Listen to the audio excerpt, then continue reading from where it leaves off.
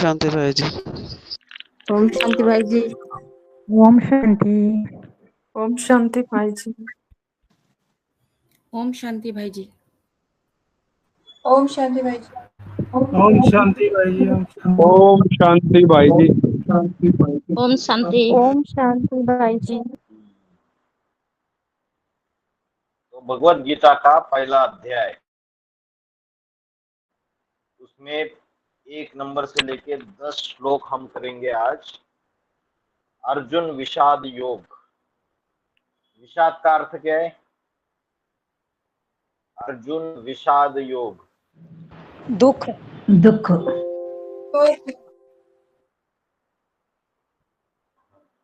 विषाद का अर्थ है दुख। ठीक है, तो गीता, भगवत गीता का पहला अध्याय है, जिसमें महाभारत का वर्णन है कि कौरवों की और पांडवों की दोनों सेनाएं आमने सामने खड़ी थी। दोनों सेनाओं के जो बड़े बड़े महारथी थे, शूरवीर थे, वो आमने सामने खड़े थे और युद्ध की शुरुआत हो गई थी। शुरुआत होने वाली थी, तभी अर्जुन के मन में व्याकुलता आती है, वो दुखी हो जाता है कि ये जो मेरे पितामह है, मेरे गुरु द्रोणाचार्य है, कृपाचार्य है, मेरे जो अपने ये भाई है, इन सबके साथ मैं युद्ध कैसे करूं। उसके हृदय में दुर्बलता आ जाती है। तो उस समय का जो सीन है, उसका वर्णन इस अध्याय में किया हुआ है।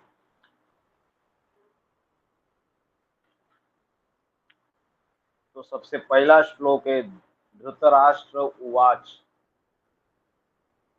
धर्मक्षेत्रे कुरुक्षेत्रे समवेता युत्सवा मामका पांडवाश्चैव किम कुर्वत संजय।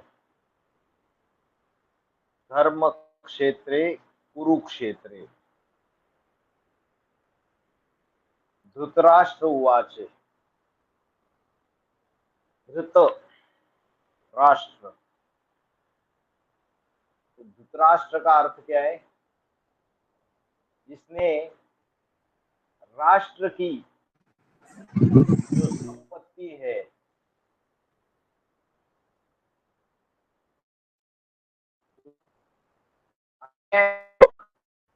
धर लिया है। धृत माना धर लिया है, और अन्याय पूर्वक धन, पद, मान मर्तबा और जनबल के मद में पूरे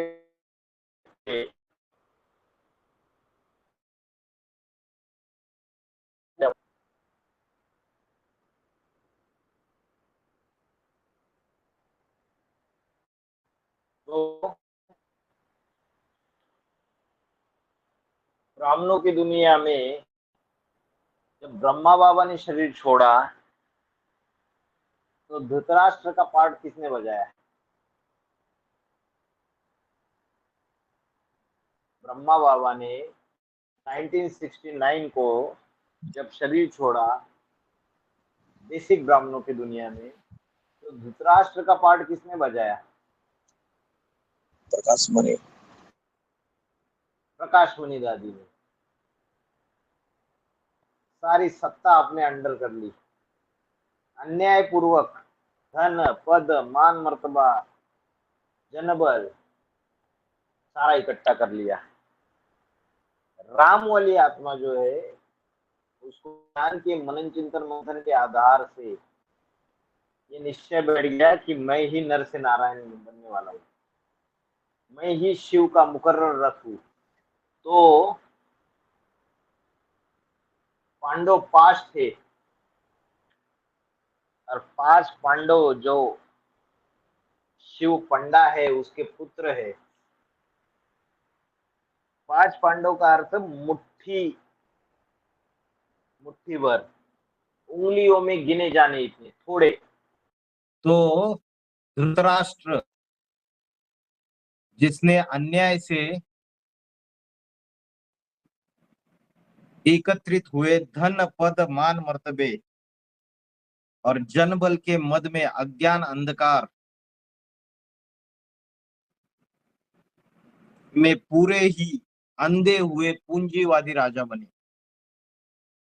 तो प्रकाश मणि दादी ने भगवान का जो पाठधारी है उसको पूरी तरीके से उसकी ग्लानि फैलाई सारे भारतवर्ष में। सभी ब्रह्म कुमारी के सेंटर पे फतवा जारी कर दिया।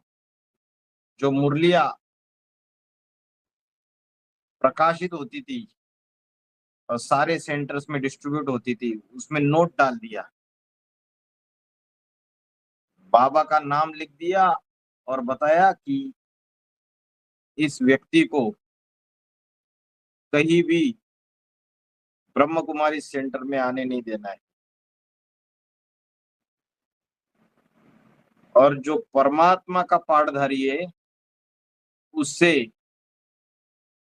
जो उसका अधिकार था वो सारा का सारा छीन लिया।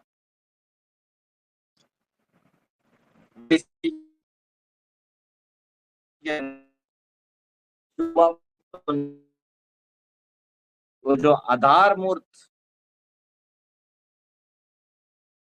उसकी भी कोई इस्लाम का जो वो भी धुतरा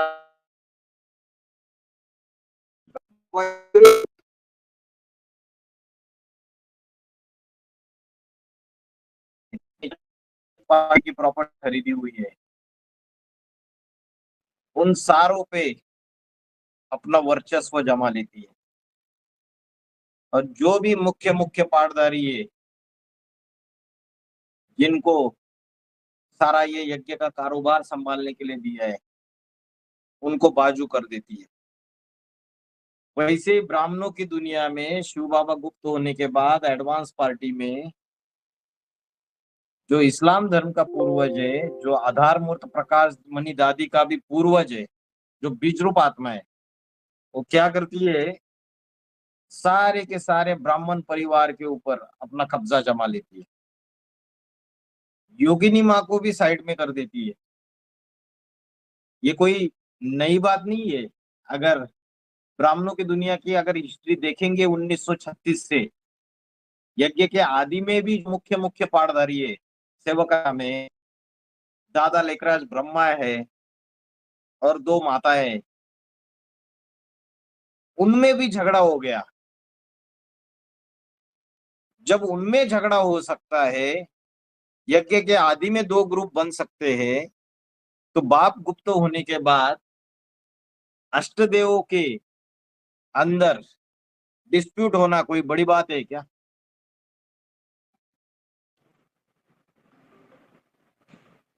तो जो धृतराष्ट्र है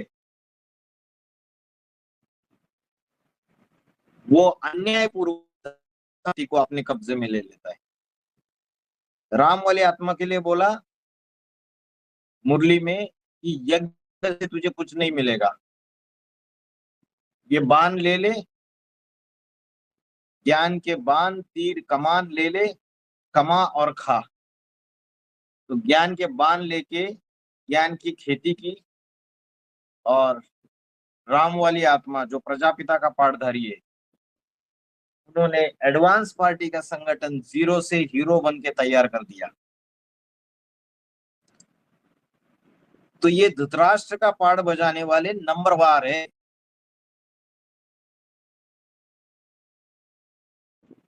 जो धन पद मान मर्तबे में अंधे होकर यज्ञ की सारी धन संपत्ति अपने अंडर कर लेते हैं। और यही बात बाहर की दुनिया में भी है। बाहर की दुनिया में भी ऐसे धृतराष्ट्र बैठे हुए जिन्होंने अपनी दुनिया की सारी संपत्ति अपने अंडर कर दी है, चाहे वो बड़ी बड़ी पॉलिटिकल पार्टीज रहे, चाहे वो अंबानी, अडानी, टाटा, बिरला, बड़े बड़े पूंजीपति रहे। कलयुग में गरीब गरीब बनता जा रहा है, धनवान धनवान बनता जा रहा है। तो ये जो प्रजातंत्र सरकार है, जिसको सिर्फ वोटों से मतलब है, वोट मिलते रहे, हमें किसी धर्म के ऊपर कोई अपेक्षा नहीं है, धर्मनिरपेक्ष राज्य। जबकि शास्त्रों में बोला है रिलीजन इज माइट, धर्म ही सबसे बड़ी शक्ति है।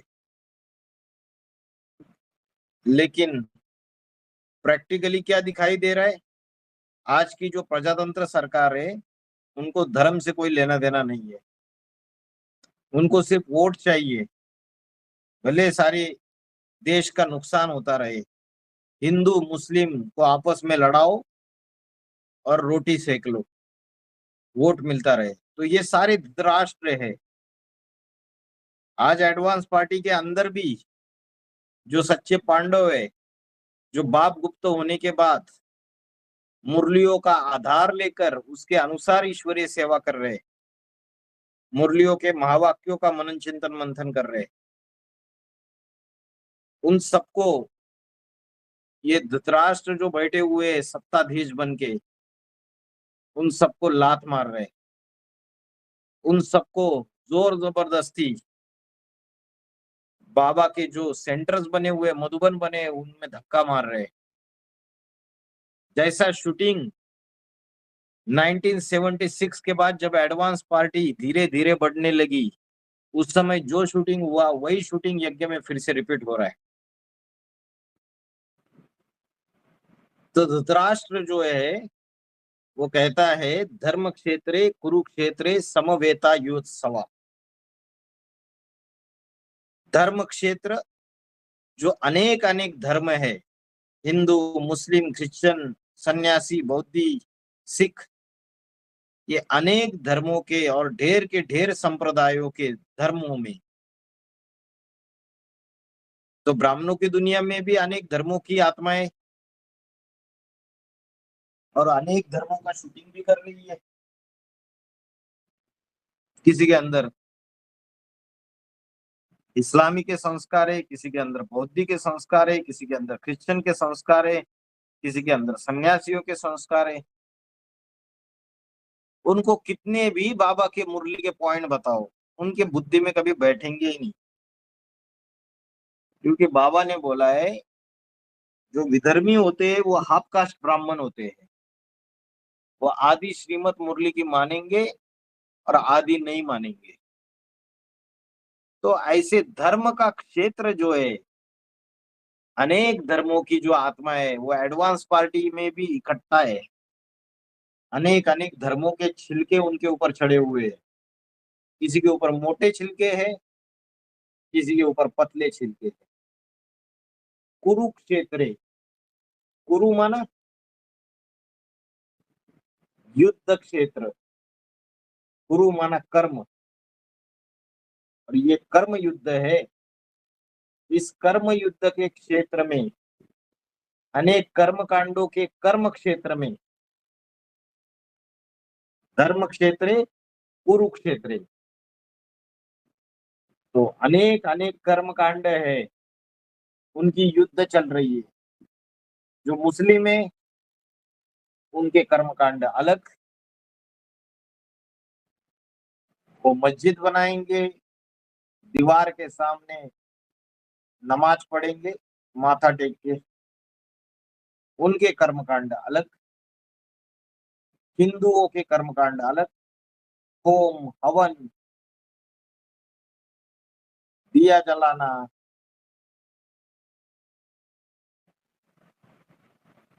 अलग अलग प्रकार के कर्मकांड हिंदुओं में है। जब कोई व्यक्ति शरीर छोड़ देता है तो हिंदू लोग उसको, मुर्दे को जलाते हैं। जो मुस्लिम लोग हैं वो उसको जमीन में गाड़ देते हैं। तो ये अलग अलग प्रकार के जो कर्म कांड है, आप अगर एडवांस पार्टी के अलग अलग सेंटर्स में जाएंगे तो उस सेंटर की जैसे इंचार्ज बहन रहेगी, वो अपने अपने तरीके से धारणाएं प्रस्तापित करती है, अपने अपने तरीके से नियम बनाती है। तो ये कर्म कांडों का कर्म क्षेत्र है और अनेक अनेक धर्म की धारणाएं वाली आत्माएं इकट्ठा पड़ी हुई है, बीज रूप आत्माएं आधार मूर्तों में भी है और बाहर की दुनिया में भी है। तो ये धर्म क्षेत्र कुरुक्षेत्र, समवेता युद्ध सवा, समवेता माना एकत्रित हुए, ये सब एकत्रित हुए। अंतिम जन्म में जब कलयुग का अंत आता है और परमात्मा जब इस सृष्टि पे आते हैं तो क्या करते हैं, ये कलम लगाते हैं अनेक धर्मों की जो बीज रूप आत्माएं, उनको निकाल कर उसकी कलम लगा देते हैं और वही आत्माएं सारी परमात्मा की संतान बनके संगम युग में पुरुषार्थ करना शुरू कर देती है ब्राह्मणत्व का। तो ऐसा जो धर्म क्षेत्र है कुरुक्षेत्र है, ये सारे एकत्रित हुए समवेता युद्ध सवा। और किसके लिए एकत्रित हुए, युद्ध के लिए उत्कंठित युद्ध सवा। ब्राह्मणों की दुनिया में कोई कोई बोलते हैं, अरे ये क्या आप लोग आपस में झगड़ा करते हो, हम तो यहाँ शांति के लिए जाते हैं, हमें इससे कोई लेना देना नहीं। भले आपकी ज्ञान की सच्चाई रहे, हमें उससे कोई लेना देना नहीं। तो बाबा ने मुरली में बोला है, महाभारी महाभारत ग्रह युद्ध से पसार हुए बगैर स्वर्ग के गेट नहीं खुलेंगे। तो उस युद्ध से हर एक आत्मा को नंबरवार पसार होना पड़ेगा। अभी कोई पसार नहीं हो रहा है तो भविष्य में होना पड़ेगा। बाबा ने बोला है नवग्रह आपस में टकराएंगे। तो ग्रह कौन है, ग्रह माना परिवार, फैमिली। और फैमिली बनती कैसे है, अष्टदेव वाली जो आत्मा है और उसका जो उस धर्म का जो अष्टरत्न है उसका शरीर और अष्टदेव वाली आत्मा, ये दोनों मिलके बाप बन जाते हैं। ये दोनों मिलके बाप, और जो आधार मूर्त आत्मा है उस धर्म की, वो हो गई माँ का पाठधारी, और ऊपर से आने वाला जो सूक्ष्म बीज है वो हो गया बच्चा। तो ये जो कॉम्बिनेशन है ये ग्रह कहलाता है।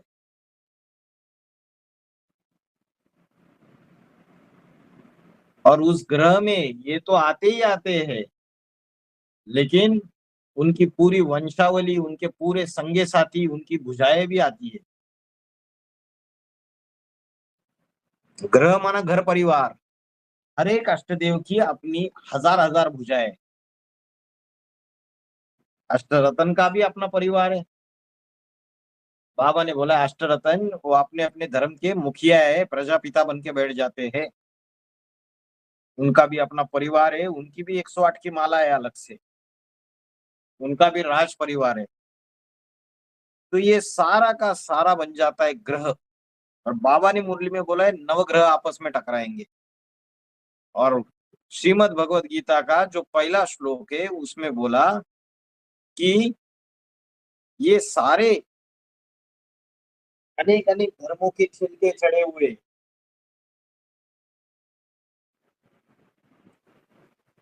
ये धर्म के युद्ध क्षेत्र में और अनेक अनेक कर्म कांडों के कर्म क्षेत्र में एकत्रित हुए हैं।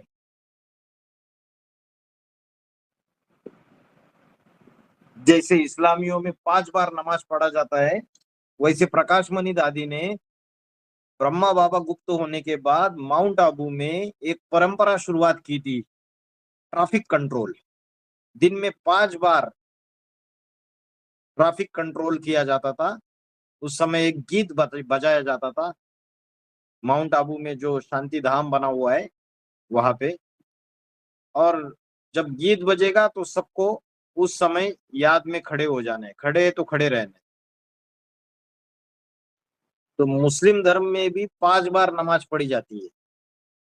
तो ये कर्मकांड हुआ ना, बाबा ने तो बोला है निरंतर याद करो, उठते बैठते चलते फिरते खाते पीते कर्म करते हुए याद करो।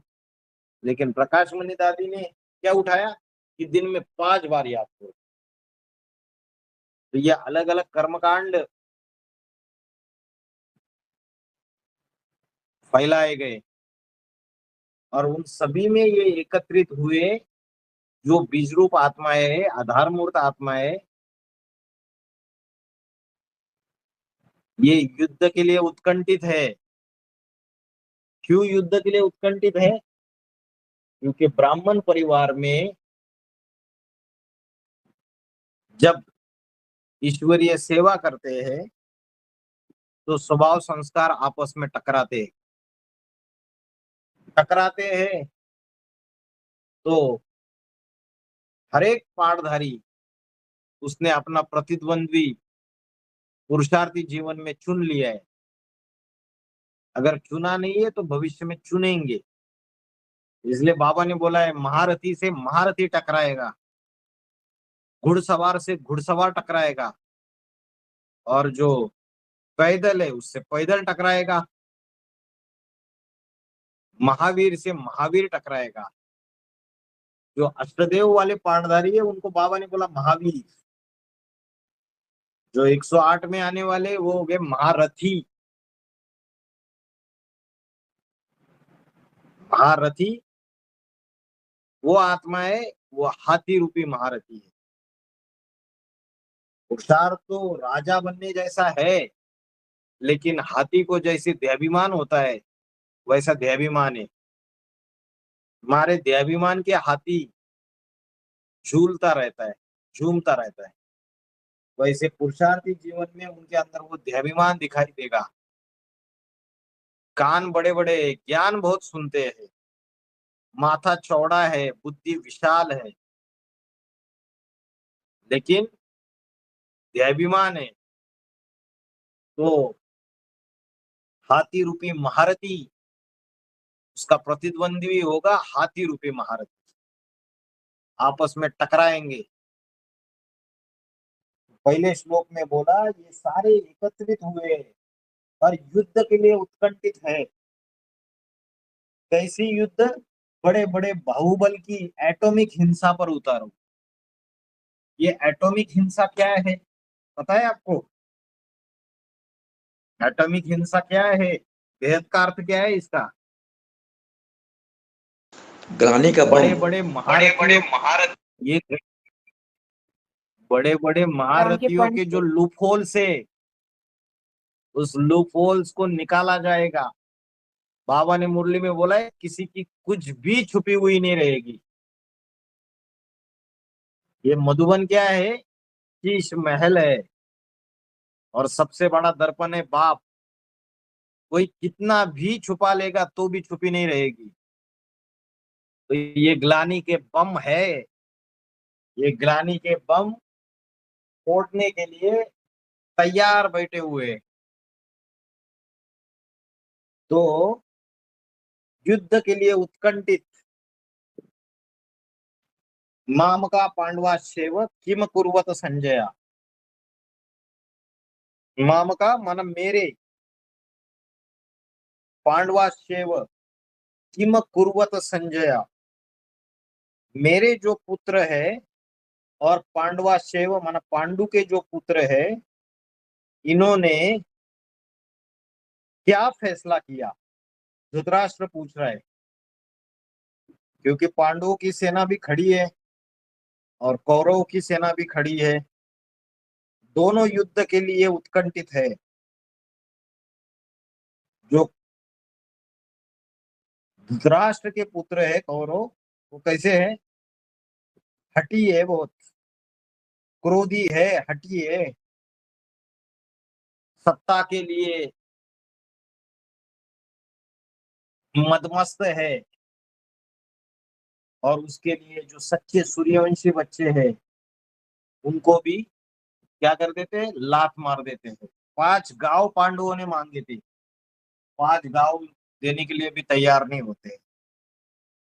तो इन्होंने क्या फैसला किया, पांडवों ने और कौरवों ने, कौरव पुत्र ने। कौरव का अर्थ क्या बताया, जो कौवों की तरह शोरगुल करते हैं। पांडव वो है जो भगवान को जानने मानने, उनके आदेशानुसार चलने वाले, जो परमात्मा की श्रीमत है मुरली और अव्यक्त वाणियों में, उसके अनुसार चलने वाले, मुक्ति जीवन मुक्ति का रास्ता बताने वाला पंडा शिव बाबा के पुत्र पांडव है, जिनकी स्थिर बुद्धि है, युधिष्ठिर माना जिनकी युद्ध में बुद्धि स्थिर है, और जो जीते जी स्वर्ग में जाते हैं। जैसे ब्रह्म कुमारी इसमें क्या बताया जाता है कि अभी शरीर छोड़ेंगे और फिर प्रिंस प्रिंसेस बनेंगे सतयुग में जाकर। लेकिन बाबा हमको क्या बताते हैं, ये ज्ञान ऐसा है कि इसी शरीर से नर से नारायण बनेंगे, नारी से लक्ष्मी बनेंगे, शरीर छोड़ना नहीं है। तो पांडव जो है वो जीते जी स्वर्ग में गए, कौरव जीते जी स्वर्ग में नहीं गए। कौरव जो है वो क्या करते, बड़ी शोरगुल करते हैं। जैसे कौवा होता है ना, कौवा क्या करता है, गंध खाता है, उसको गंदगी ही पसंद है।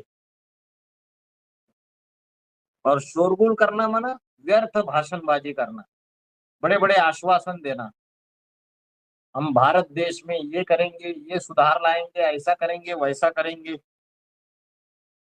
तो ऐसे कौवों के तरह कुत्सित व्यर्थ भाषणबाजी का शोरगुल करने वाले, जिन्होंने धर्महीन धर्मनिरपेक्ष सरकार बनाकर आचार विचार आहार व्यवहार 5 स्टार होटल में सर्वथा त्याग कर दिया है,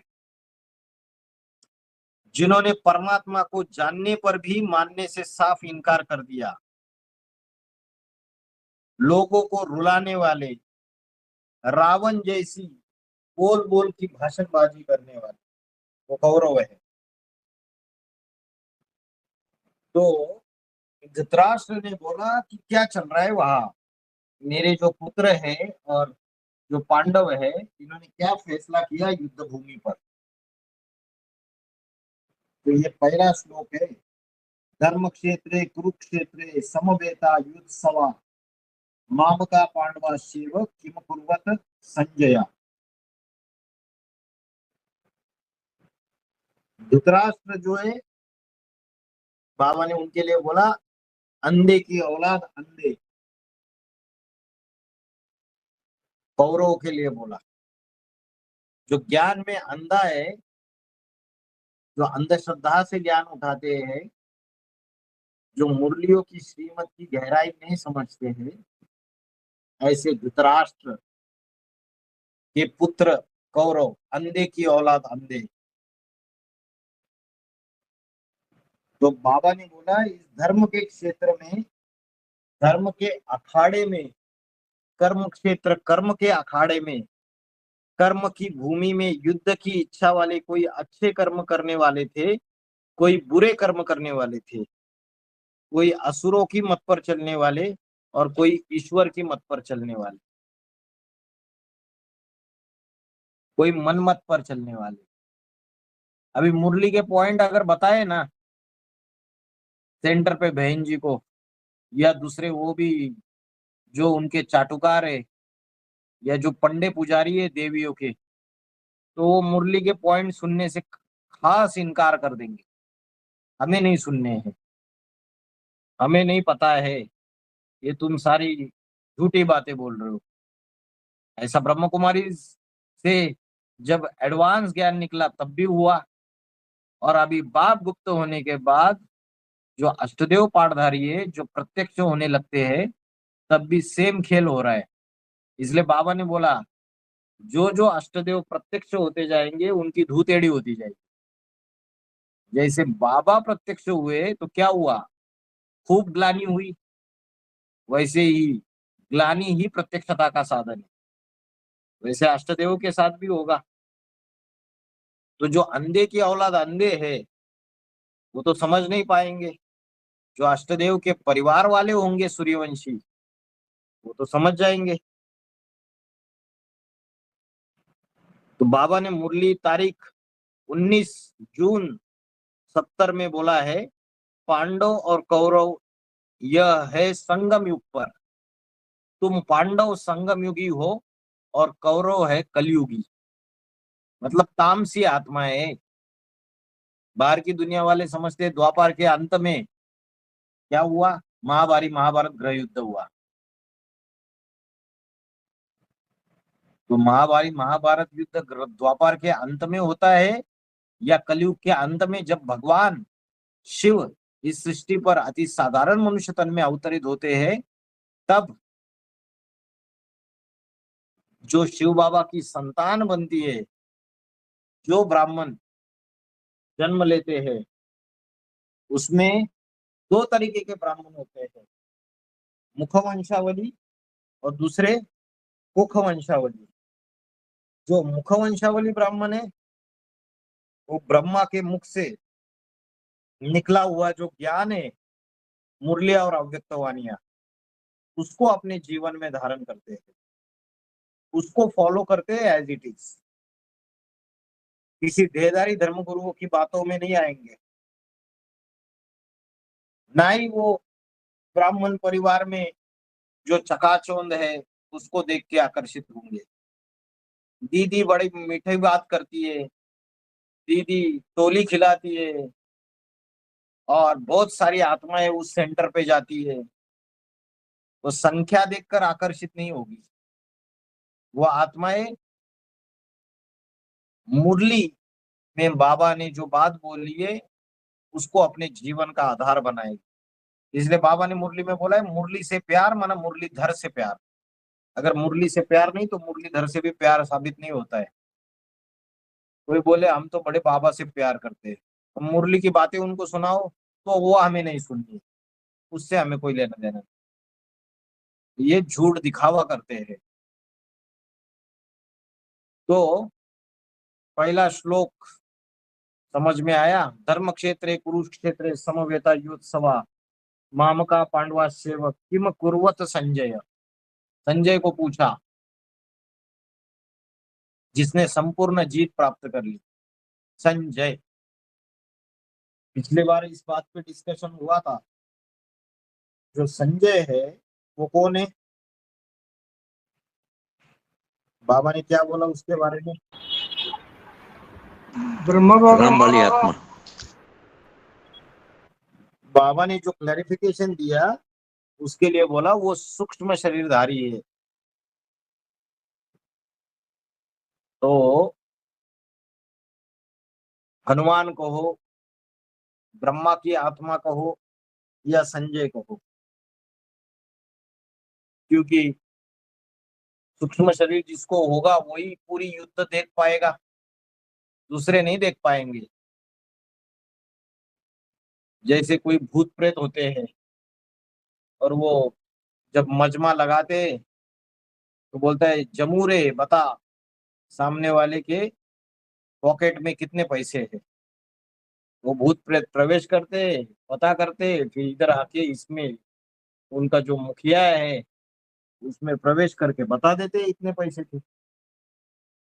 वैसे जो सूक्ष्म शरीरधारी आत्मा है उसमें सबसे बड़ा भूत है जिसको जिब्राइल कहा है, जबरदस्त ऑइल, वो कौन है, भूतों का सबसे ब्रह्म राक्षस कौन है, वो है ब्रह्मा की आत्मा। तो सूक्ष्म शरीर से सारे ब्राह्मण परिवार में जो धर्म की युद्ध, कर्मों की युद्ध, वो सारी देख पा रहा है। वो देख पा रहा है, नहीं पा रहा है, क्योंकि उसको सूक्ष्म शरीर है, उसको स्थूल शरीर का बंधन है नहीं। कहीं भी जाओ, किसी में भी प्रवेश करो, कहाँ क्या चल रहा है देख के आ जाओ। देख लो कि अष्टदेवों का ये ग्रुप बना हुआ है, इसमें क्या सेवा चल रही है, उधर से देख के आ सकती है। कभी दिल्ली के मधुबन में घूम के आ सकती है, कभी कलकत्ता के मधुबन में घूम के आ सकती है, कभी हैदराबाद के मधुबन में घूम के आ सकती है। तो संपूर्ण ये जो युद्ध क्षेत्र है, कर्म क्षेत्र है, उसको वो देख पा रही है। ब्रह्मा के लिए, ब्रह्मा की आत्मा के लिए टैली होता है, कृष्ण की आत्मा के लिए संजय। फिर दूसरा श्लोक है संजय उवाच दृष्ट्वा तु पांडवानीकम व्युडम दुर्योधना तदा।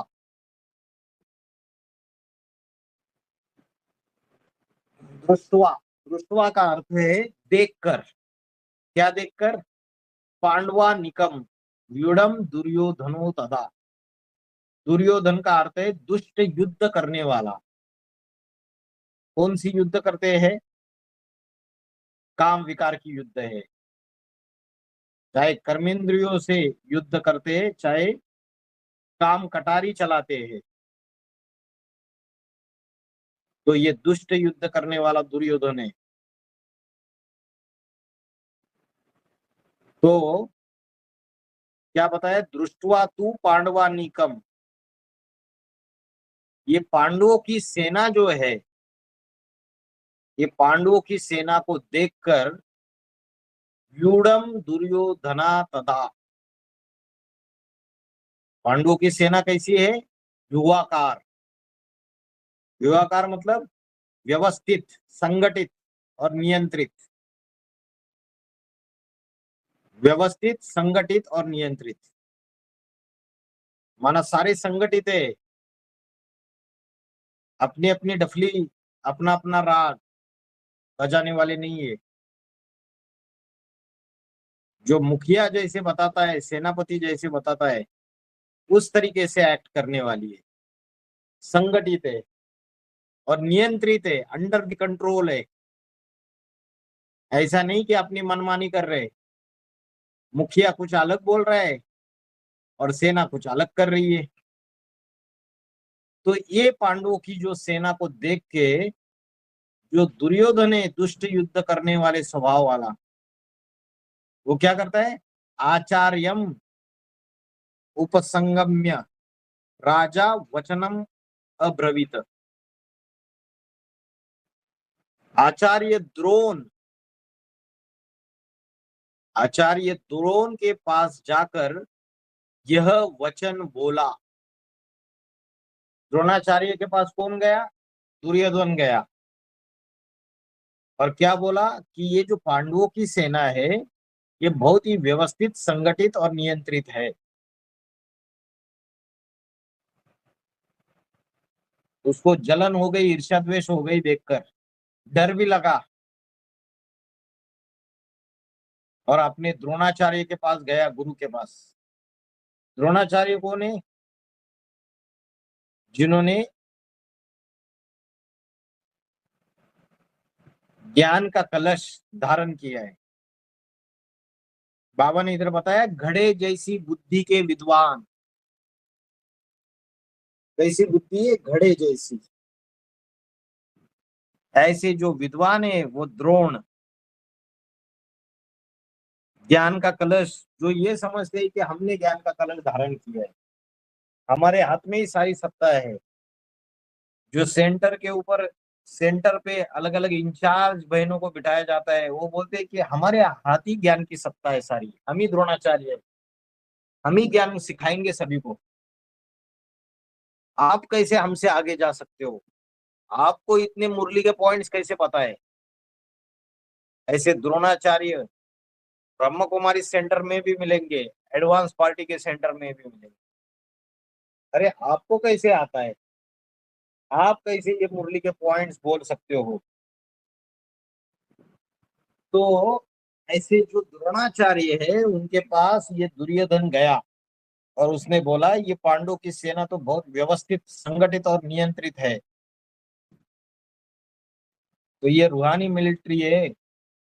बाबा ने मुरली में बोला है पांडव सेना हो ना, सेना अलबेली रहती है या अलर्ट रहती है?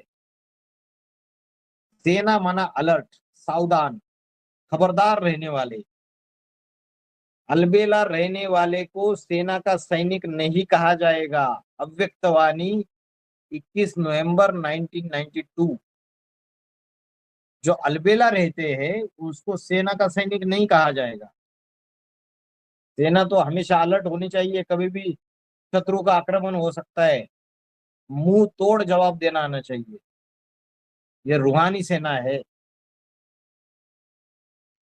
लेकिन कई सारे पाटधारी ऐसे हैं कि महाभारत गृह युद्ध शुरुआत भी हो चुकी है शिव बाबा गुप्त होने के बाद, उसके बावजूद उनके अंदर अलर्टनेस नहीं है, अलबेलापन है। अभी कितने साल रह गए? सिर्फ 4 साल। 2024, 25, 26, 27, 28 को तो ज्ञान के आधार से बाबा की प्रत्यक्षता निश्चित है। 2028-29 तक। और बाबा ने बोला है 2028 में जो युद्ध होगी वो बड़ी युद्ध होगी, महायुद्ध। ज्ञान की युद्ध भी होगी, बीज रूपी आत्माएं और जो आधार मूर्त आत्माएं उनके बीच में। बोला है बड़ी भारी रिवॉल्यूशन होगी।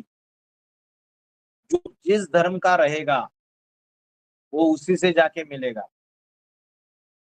जो इस्लाम धर्म के अष्टरत्न होगा, इस्लाम धर्म का अष्टदेव इस्लाम धर्म के अष्टरत्न से मिलेगा। इस्लाम धर्म का अष्टरत्न इस्लाम धर्म के आधार मूर्तों से जाके मिलेगा। और इस्लाम धर्म का आधार मूर्त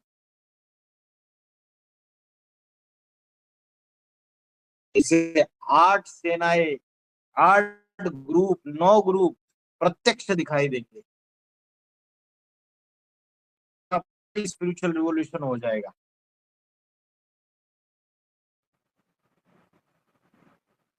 तो सेना को कैसे रहना है? अलर्ट रहना है। बाबा ने बोला द्रोणाचार्य कौन है? द्रोण माना क्या? द्रोण माना घड़ा, आचार्य माना आचार्य। घड़ा कलश को कहा जाता है, अर्थात ज्ञान कलश। ये ज्ञान का कलश है।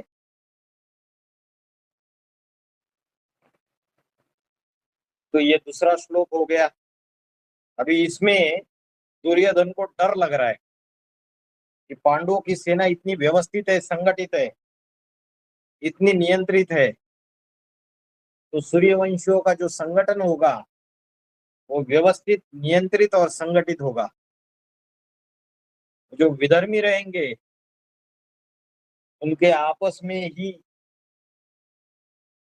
एक दूसरे की मनमानी करने वाले होंगे, उसमें वो संगठित नहीं हो पाते हैं।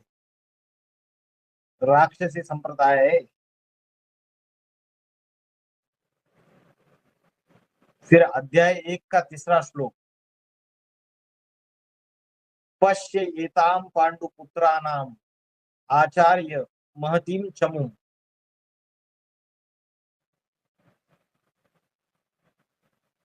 व्यूढ़ाम द्रुपद पुत्रेण तव शिष्येन धीमता।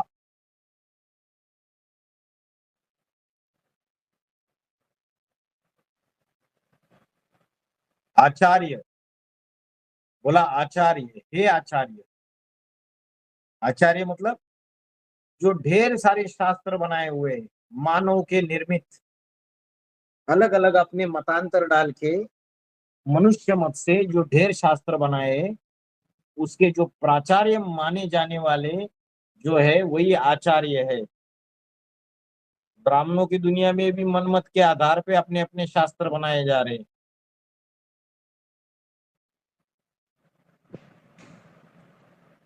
हे आचार्य, क्या बोला?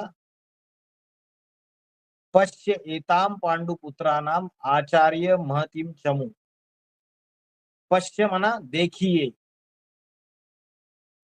महतीम चमू, महतीम माना विशाल, महतीम माना विशाल और चमू माना सेना। इस विशाल सेना को देखिए। हे आचार्य, विशाल सेना को देखिए। क्या बोला? पुत्रेन तव शिष्येन धीमता। अपने बुद्धिमान शिष्य द्रुपद पुत्र धृष्टद्युम्न द्वारा द्रुपद का पुत्र कौन था? द्रुपद का पुत्र दुष्टदुम्न। ये जो दुष्टदुम्न है, इसका अर्थ क्या है? दुष्टदुम्न कौन था? दुष्टदुम्न था पांडवों का महासेनापति। पांडवों का महासेनापति था। 7 अक्षौहिणी सेना में अलग अलग जो ग्रुप थे, उसका अलग अलग सेनापति था। उन सब सेनापतियों का महासेनापति दुष्टदुम्न था। राजा द्रुपद का पुत्र। दृष्ट का अर्थ है स्थिर और द्युम्न का अर्थ है प्रकाश। जिसका ज्ञान का प्रकाश स्थिर है। अब बाबा ने मुरली में बोला है दृष्टदुम्न के लिए, क्या बताया बाबा ने दृष्टदुम्न के लिए? कैसा है वो? ढीठ। क्या बोला है? ढीठ, निर्लज्ज और बदला लेने वाले नाक स्वभाव वाला है। उसकी विशेषता बताई तो ढीठ है, निर्लज्ज है और बदला लेने वाले नाक स्वभाव वाला है। अभी देखो इतना बड़ा पावड़धारी, उसके लिए बाबा ने क्लैरिफिकेशन दिया कि वो बदला लेने वाले नाक स्वभाव वाला है। तो ब्राह्मणों की दुनिया में बोलते हैं, अरे अष्टदेव जो होते हैं ना, वो तो बड़े शांत, उनके वाइब्रेशन से ही सेवा करते हैं, वो तो बात भी नहीं करते। बाबा ने मुरली में बोला जो महासेनापति है वो तो ढीठ, निर्लज्ज और बदला लेने वाले नाक स्वभाव वाला है। कोई उसको छेड़े, जब तक चुपचाप है तब तक चुपचाप अपना काम करेगा, तो कोई उसको छेड़े फिर नहीं छोड़ेगा वो। इसलिए बाबा ने बोला है भारतवासी जो है कभी आक्रमणकारी नहीं होते, लेकिन कोई उनके ऊपर आक्रमण करता है ना, फिर उसको मुंह तोड़ जवाब देते हैं। खुद होके आक्रमण नहीं करेंगे, लेकिन जब कोई दूसरा आक्रमण करता है तो चुपचाप नहीं बैठेंगे, डिफेंस में मुंह तोड़ जवाब दे।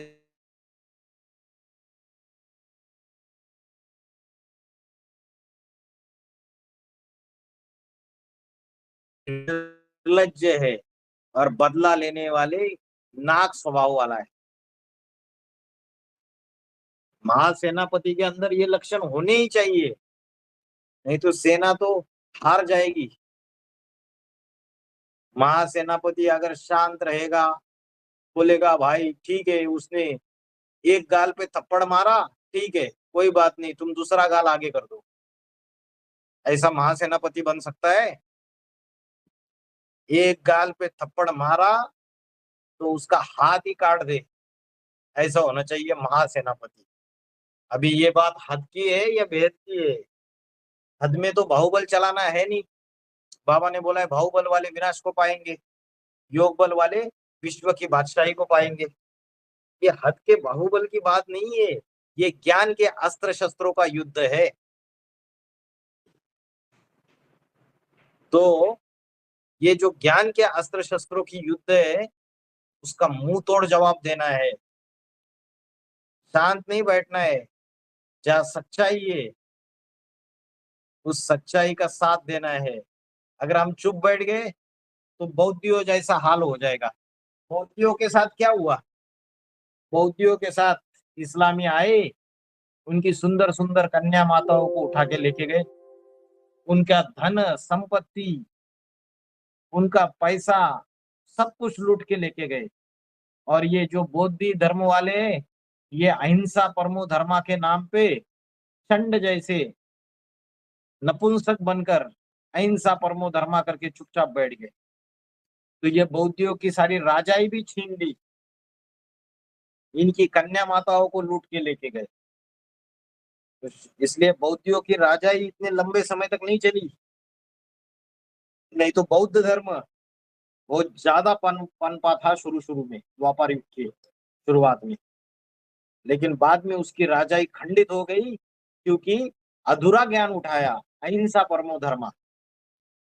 जो राजा अपने परिवार की रक्षा नहीं कर सकता, अपने रचना की रक्षा नहीं कर सकता, अपने प्रजा की रक्षा नहीं कर सकता, वो राजा कहने के लायक ही नहीं है। तो बात चल रही थी कि जो दुष्टदुम्न है वो कैसा है, महासेनापति, धीठ, निर्लज्ज और बदला लेने वाले नाग स्वभाव वाला। और भगवान ने किसके हाथ में ये सारा दायित्व सौंपा, महासेनापति का दुष्टदुम्न के हाथ में। बहन जी दुष्टदुम्न का वीडियो दिखाइए जरा स्क्रीन पे, वीडियो प्ले कीजिए।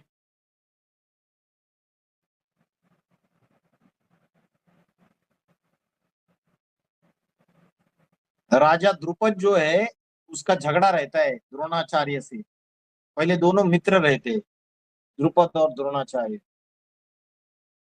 द्रोणाचार्य ने द्रुपद का अपमान किया रहता है और उसका बदला लेने के लिए द्रुपद जो है, राजा द्रुपद, वो बड़ा यज्ञ करता है और कामना करता है उस यज्ञ में, मुझे ऐसा पुत्र दो, ऐसा पुत्र प्रदान करो जिसके रग रग में प्रतिशोध की ज्वाला भड़क रही है। किससे प्रतिशोध लेना है? द्रोणाचार्य से। कौन से द्रोणाचार्य? जिन्होंने ज्ञान का कलश धारण किया हुआ है, जो अपने आप को बड़े प्रकांड पंडित समझते हैं, हम ही सब कुछ है। ऐसा पुत्र चाहिए, ऐसा करके यज्ञ किया राजा द्रुपद ने। और उस यज्ञ कुंड से कौन प्रकट हुआ?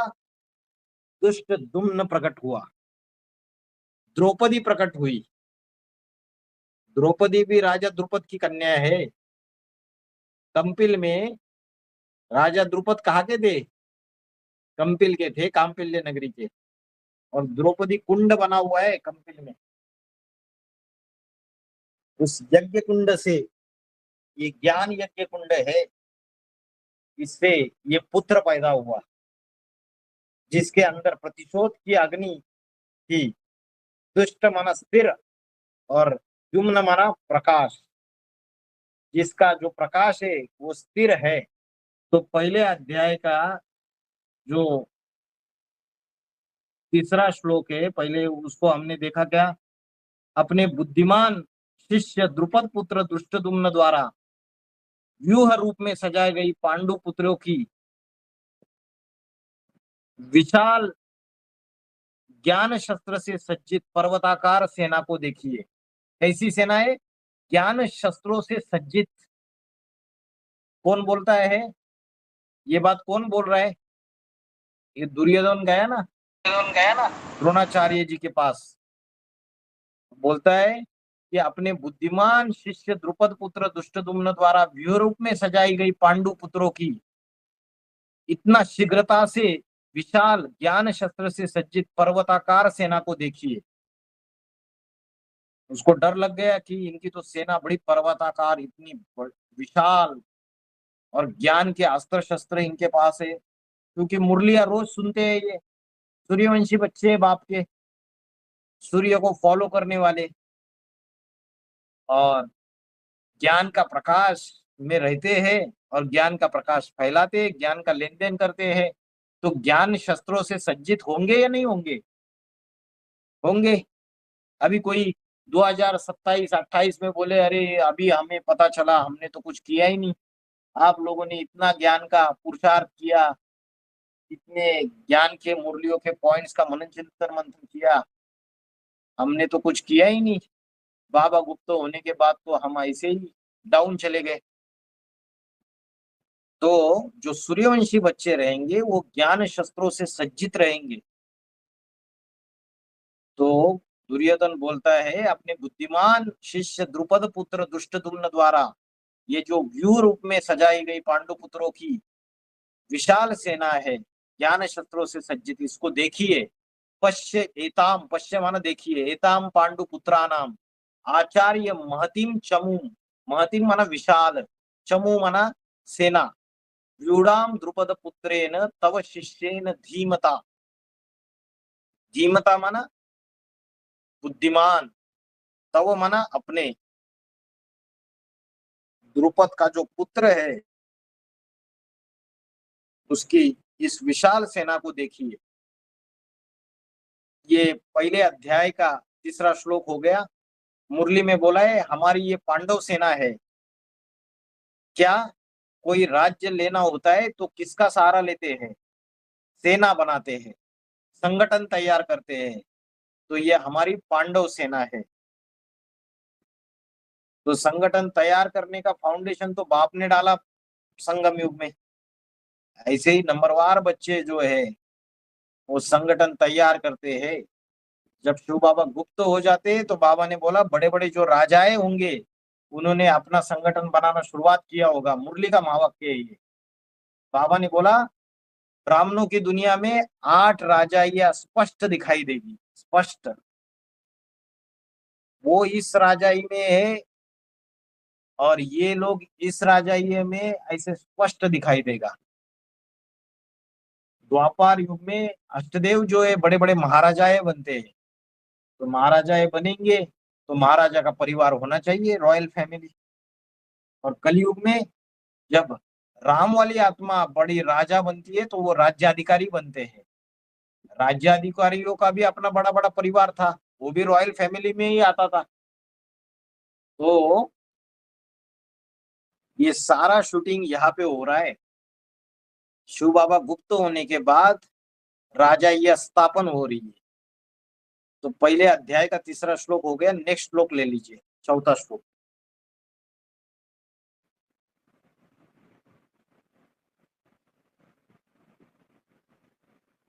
बाबा ने बोला ये जो पांडव सेना है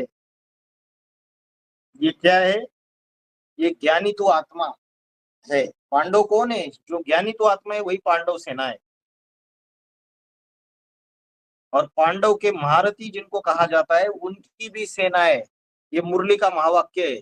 साकार मुरली तारीख 2 जनवरी 1963। उसका महावाक्य क्या है? जो पांडव के महारथी जिनको कहा जाता है उनकी भी सेना है।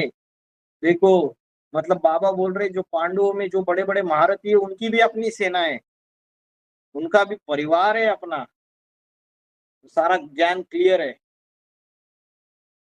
बच्चों ने समझा है हमारी पांडव सेना रूहानी सेना है। रूहानी बाप के द्वारा बच्चों को रूहानी ज्ञान मिलता है। VCD number 1652। फिर पहले अध्याय का 4था श्लोक।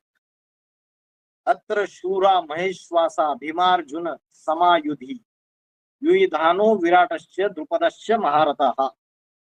अत्र अत्र अत्र माने यहाँ,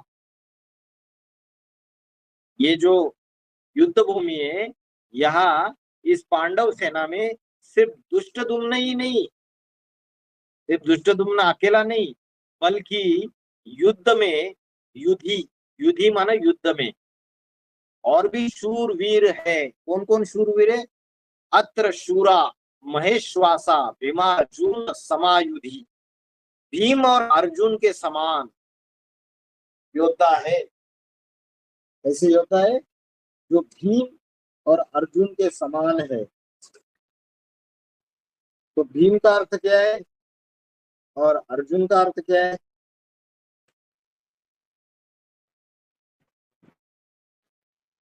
इधर लिखा है, देखो भीम को क्या नंबर दिया है? भीम को कितना नंबर दिया है? देखो 2 2 नंबर दिया। नंबर दिया है। और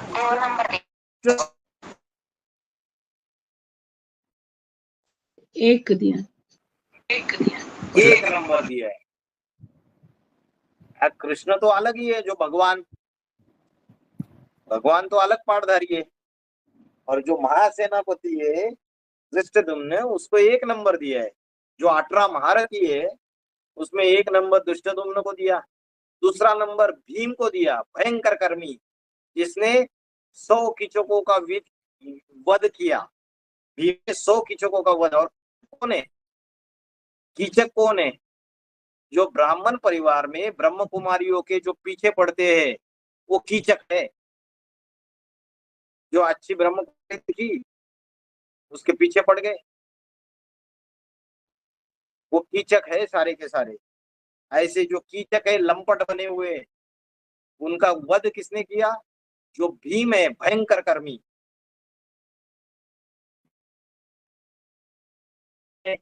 वहां सीधी सादी ब्रह्म कुमारियों होने वाले कीचक है, जिनको ज्ञान योग से दूर करके जबरदस्ती उनके ऊपर बलपूर्वक आचरण करते हैं।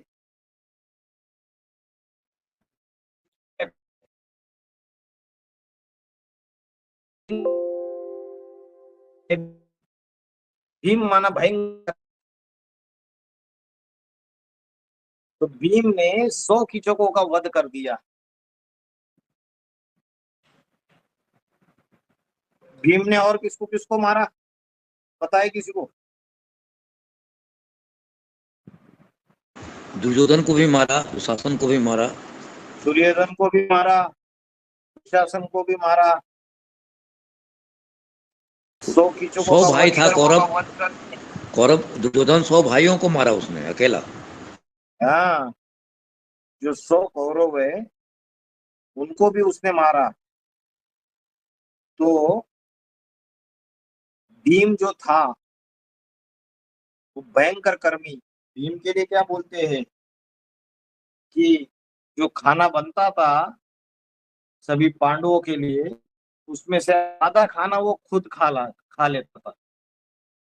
आधा खाना खुद खा लेता था। इसका मतलब क्या है? क्या है इसका मतलब? ज्ञान सबसे ज्ञान ज्यादा ज्ञान का भेद देने वाला। हाँ, बड़ा ज्ञान भी लेता था और याद में भी तीखा था। याद रूपी भोजन है।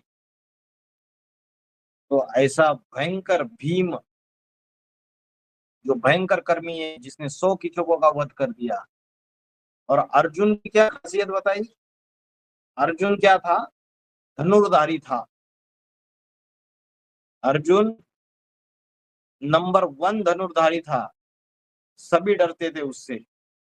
और वो निर्भय था।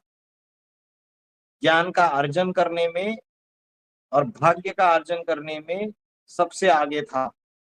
बल और बुद्धि का प्रतीक शीघ्रकारिता, धैर्य, courage, ये सारी विशेषताएं अर्जुन के पास थी। निद्रा जीत है। निद्रा जीत। बाबा ने बोला है तुम बच्चे नंबरवार अर्जुन हो, ज्ञान का अर्जन करने वाले।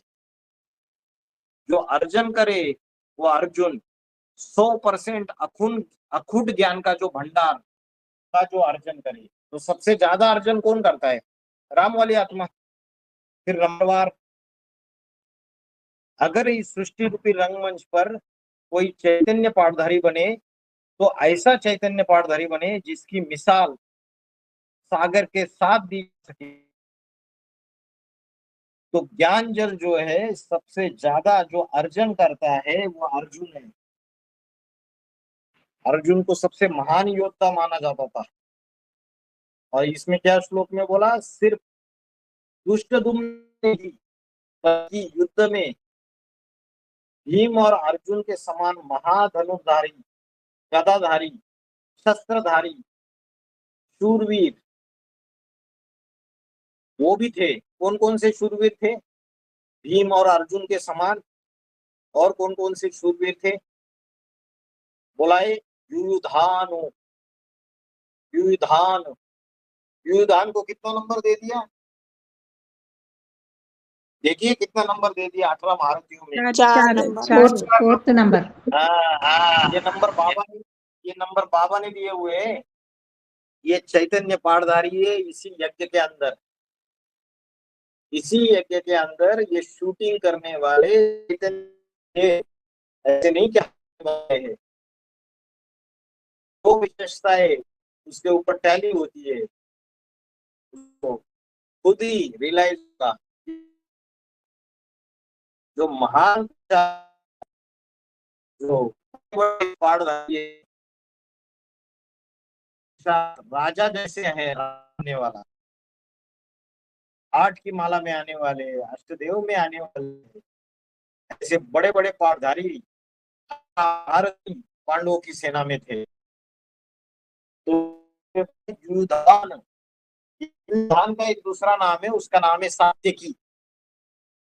ऐसा है वो सत्यार्थ युद्ध करता विजय। सत्य नारायण जैसा, मतलब सत्य का साथ देने वाला युधान है। इसका सात्य की एक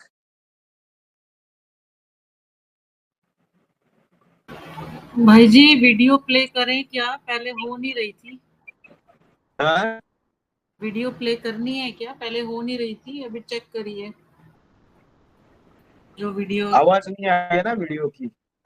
हाँ अभी चेक करिए, जाएगी। प्ले करो।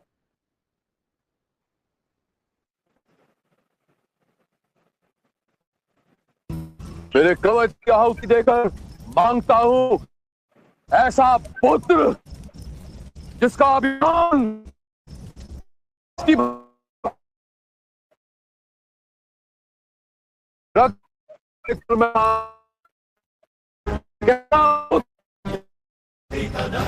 जिसके रक्त मुझे ऐसे पुत्र की कामना है तो द्रोण मेरे चरणों में अर्पित करे। महाराज द्रुपद, दृष्ट का अर्थ होता है स्थिर, यम्न का अर्थ होता है प्रकाश। सदा सदा जिसका प्रकाश रहेगा, ऐसा पुत्र प्रदान किया है आपको देवताओं ने। मेरा पुत्र धृष्टद्युम्न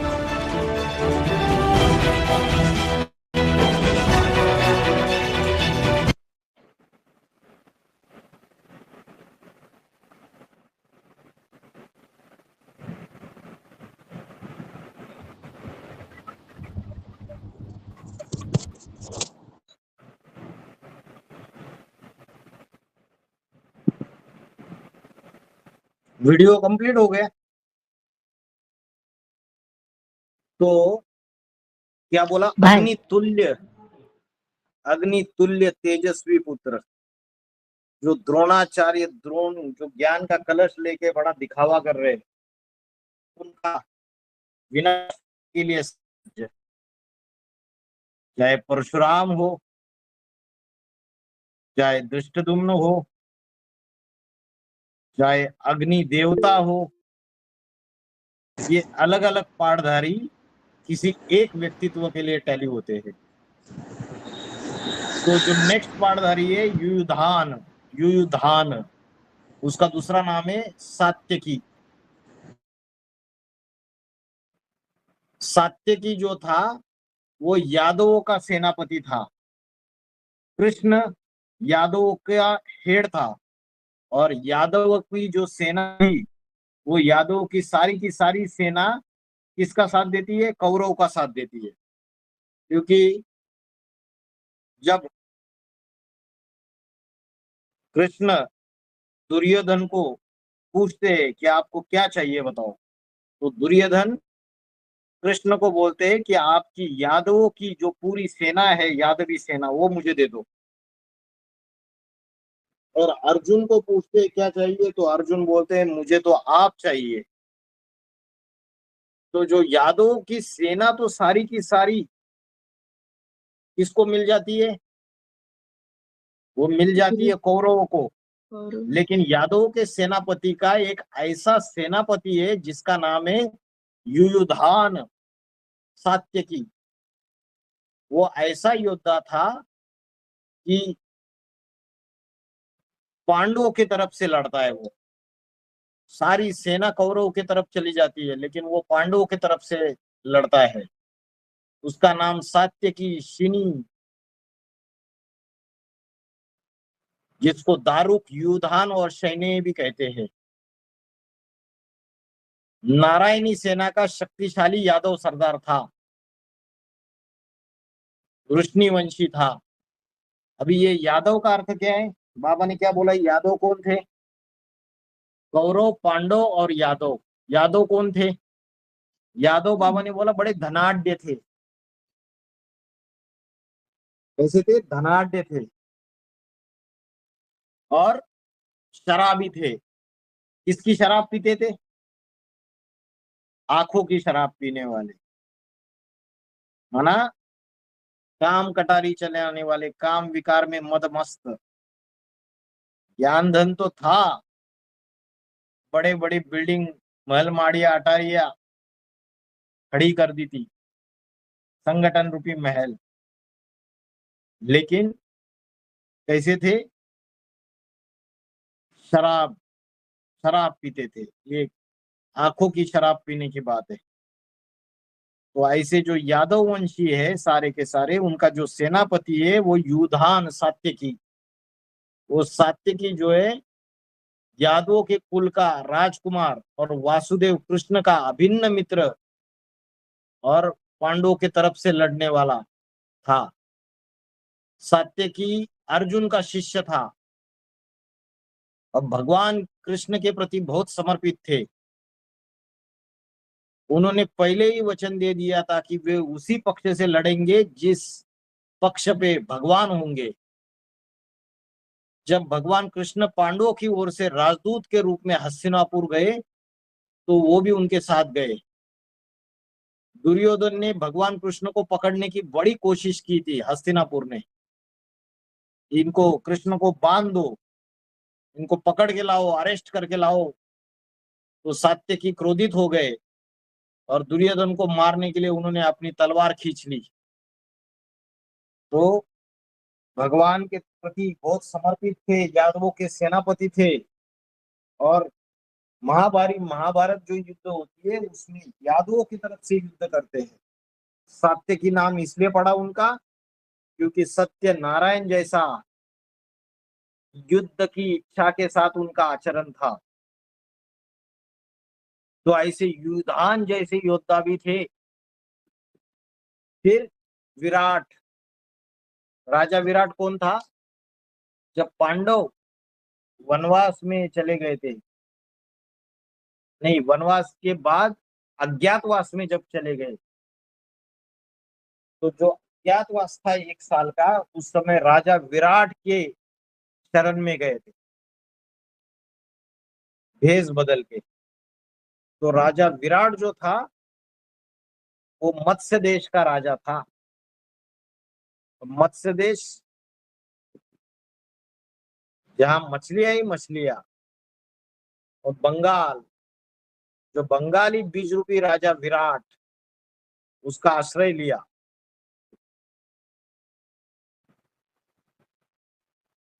तो जो विराट राजा का पाटधारी रहेगा बीज रूपी ब्राह्मणों की दुनिया में, तो बंगाली होना चाहिए या नहीं होना चाहिए? जरूर बंगाली होना चाहिए, चैतन्य पाटधारी। वो विराट राजा जो है उसने भी के तरफ लड़ा जब महाभारत युद्ध हुई। और जो दुष्टदुम्न का पिता है वो महारथी द्रुपद राजा, वो भी पांडवों की तरफ से लड़ा।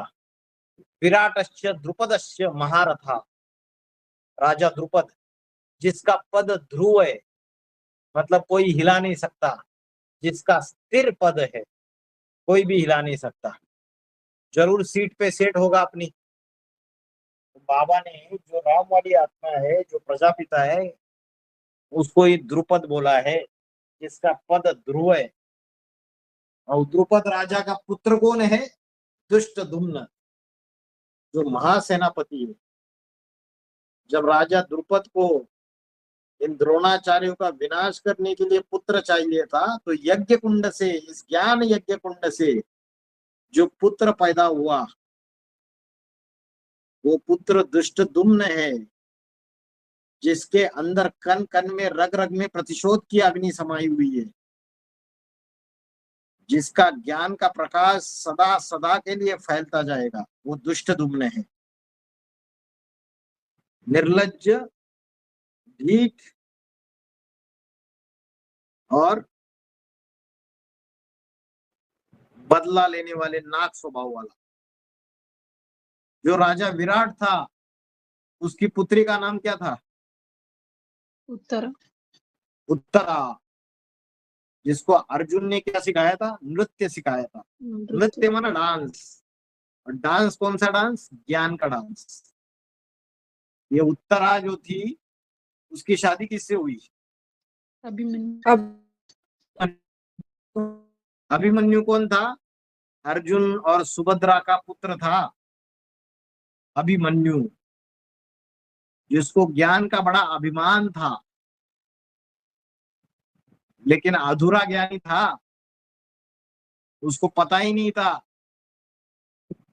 कि ये जो चक्र है उससे बाहर कैसे निकलना है। अंदर जाने का अधूरा ज्ञान तो था, लेकिन इस चक्रव्यूह से बाहर कैसे निकलना है इसका ज्ञान नहीं था, इसलिए मारा गया। अनिश्चय बुद्धि मौत मारा गया अभिमन्यु। और अभिमन्यु का पिता अर्जुन, और अभिमन्यु की माँ कौन है? सुभद्रा। सुभद्रा का भाई कौन है? कृष्ण सुभद्रा का भाई कृष्ण। अभिमन्यु का कृष्ण कौन हो गया? मामा।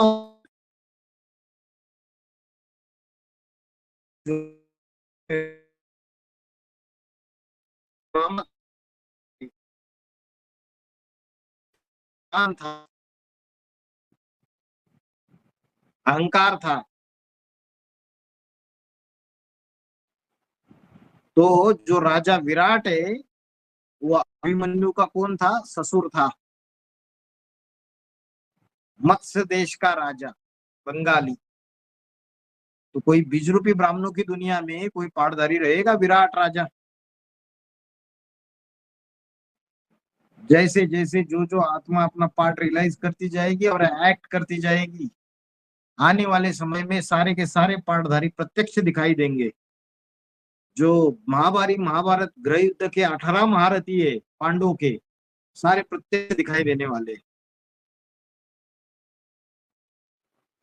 वीसीडी नंबर 1697 में बाबा ने बोला है, पांडव के महारथी जिनको कहा जाता है उनकी भी सेना है और उनके भी यादगार मंदिर है। देखो, महारथियों की भी अपनी सेना है और उनके भी यादगार मंदिर है। माना जो देवी देवता बनने वाली आत्माएं है, वो जो सूर्यवंशी कुल की आत्मा है, उनके भी अपने अपने मंदिर भी है, उनकी अपनी सेना भी है महारथियों की। तो चौथे श्लोक में ये बताया कि सिर्फ दुष्टदुम्न ही नहीं है, बल्कि युद्ध में भीम और अर्जुन के समान महाधनुर्धारी, गदाधारी, शस्त्रधारी, महान शूरवीर युयुधान और विराट तथा महारथ द्रुपद भी है। अभी गदाधारी मतलब क्या? गदा ये हथियार कैसा है, कैसी मार मारता है? गोल गोल। तो ब्रह्मा बाबा की बुद्धि कैसी थी? मोटी मोटी गोल गोल, मोटी बुद्धि थी, बेबी बुद्धि थी। ज्ञान के गहरे पॉइंट्स बैठते नहीं थे। तो ब्रह्मा को विष्णु की जो चतुर्भुजाएं दिखाई, उसमें ब्रह्मा को कौन सा अस्त्र दिखाया? गदा गदा गदा गदा दिखाई। दिखाया। तो धर्मराज जो मार मारता है वो मोटी बुद्धि से मार मारता है। ऐसा नहीं कि शार्प अचूक ज्ञान का बाण मार दिया।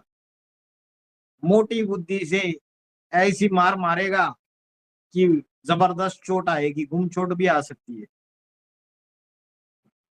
गदाधारी, तो कोई गदाधारी है, कोई धनुर्धारी है, कोई शस्त्रधारी है। ये ज्ञान के अलग अलग अस्त्र शस्त्रों की बात है। किसी के ज्ञान के बाण इतने अचूक है, इतने शार्पन है, किसी ने 10 बातें बोल दी, अरे तुम लोग ऐसा कर रहे हो, वैसा कर रहे हो, ग्लानि कर दी, तुम लोग ऐसा उल्टा काम कर रहे हो, उसको एक ही ज्ञान का बाण मार दिया अचूक। 100 सुनार की, 1 लोहार की, एक ही अचूक ज्ञान का बाण मार दिया, वो चुप बैठ जाएगा।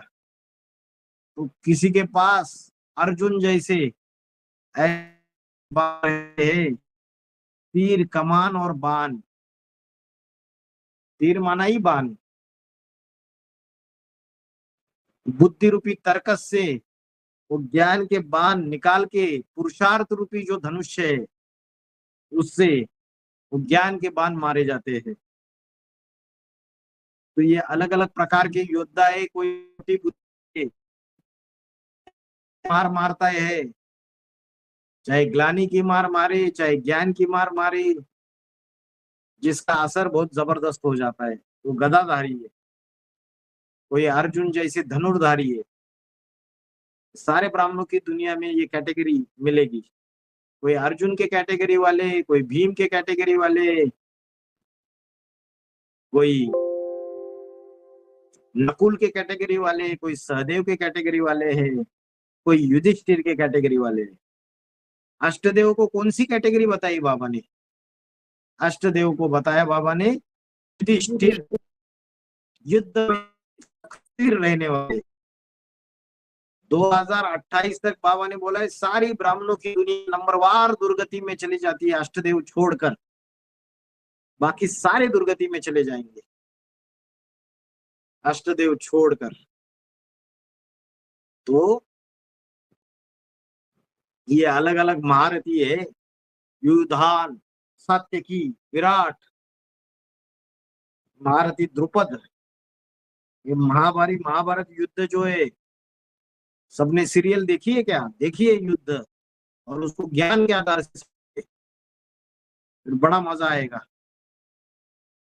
फिर पहले अध्याय का 5वां श्लोक, दृष्टु चेकितान काशी राजश्च वीर्यवान पुरुजीत कुंती भोज शैवश्य नरपुंगव।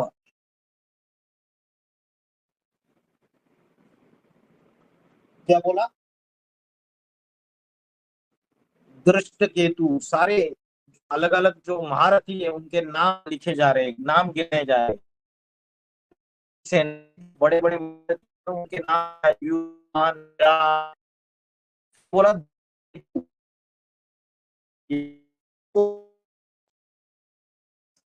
शिशुपाल का पुत्र, चेदी देश का राजा था, चेदी नरेश। शिशुपाल किसका था है आपको?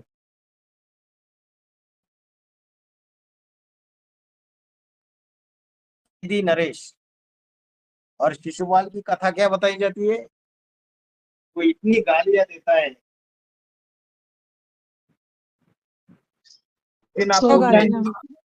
दरबार में 100 गालियां देता है।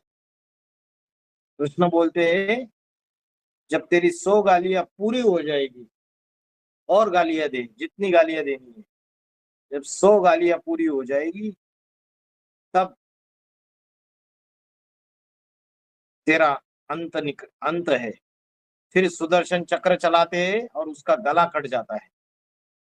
ये सुदर्शन चक्र क्या है?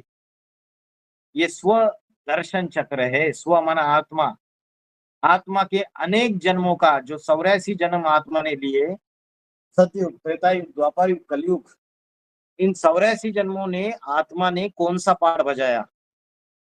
ये आत्मा ने द्वापर युग में कौन सा राजा बना, कौन सा महाराजा बना, कलयुग में कौन सी राजा बनी यार, ये आत्मा ने कौन सा देवता का पाठ बजाया? ये 84 जन्म का जो आत्मा के अनेक अनेक पाठ का ये मनन चिंतन मंथन का जो चक्र है वो स्वदर्शन चक्र है। तो जो शिशुपाल है वो जब स्वदर्शन चक्र चलाया गया तो शिशुपाल का पाठ खोला भगवान ने। कौन सा पाठ खोला? कि तू तो राक्षस है, असुर है। जब उसको पता चला सारी ब्राह्मणों की दुनिया के सामने कि इसका चेहरा तो राक्षस का चेहरा है, तो उसका गला कट गया ना। गला कटना माना मान मर्तबे का हनन होना, गला कटना माना देवीमान।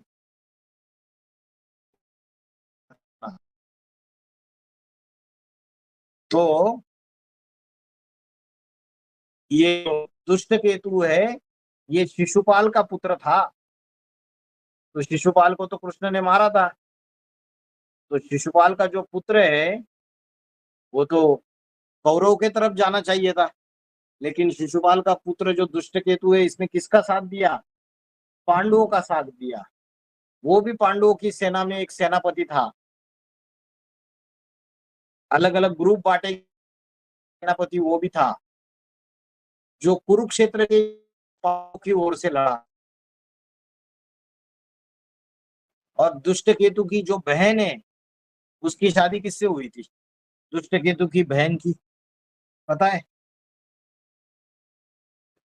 दुष्ट केतु की बहन की जो शादी है वो नकुल से हुई थी। नकुल कौन से कुल का है, कौन से धर्म की आत्मा है? सिख धर्म की। सन्यासी। सन्यासी। सहदेव जो है वो सिख धर्म की आत्मा है। नकुल के लिए बाबा ने बोला न इस कुल का न उस कुल का, नेवला। नेवला क्या करता है?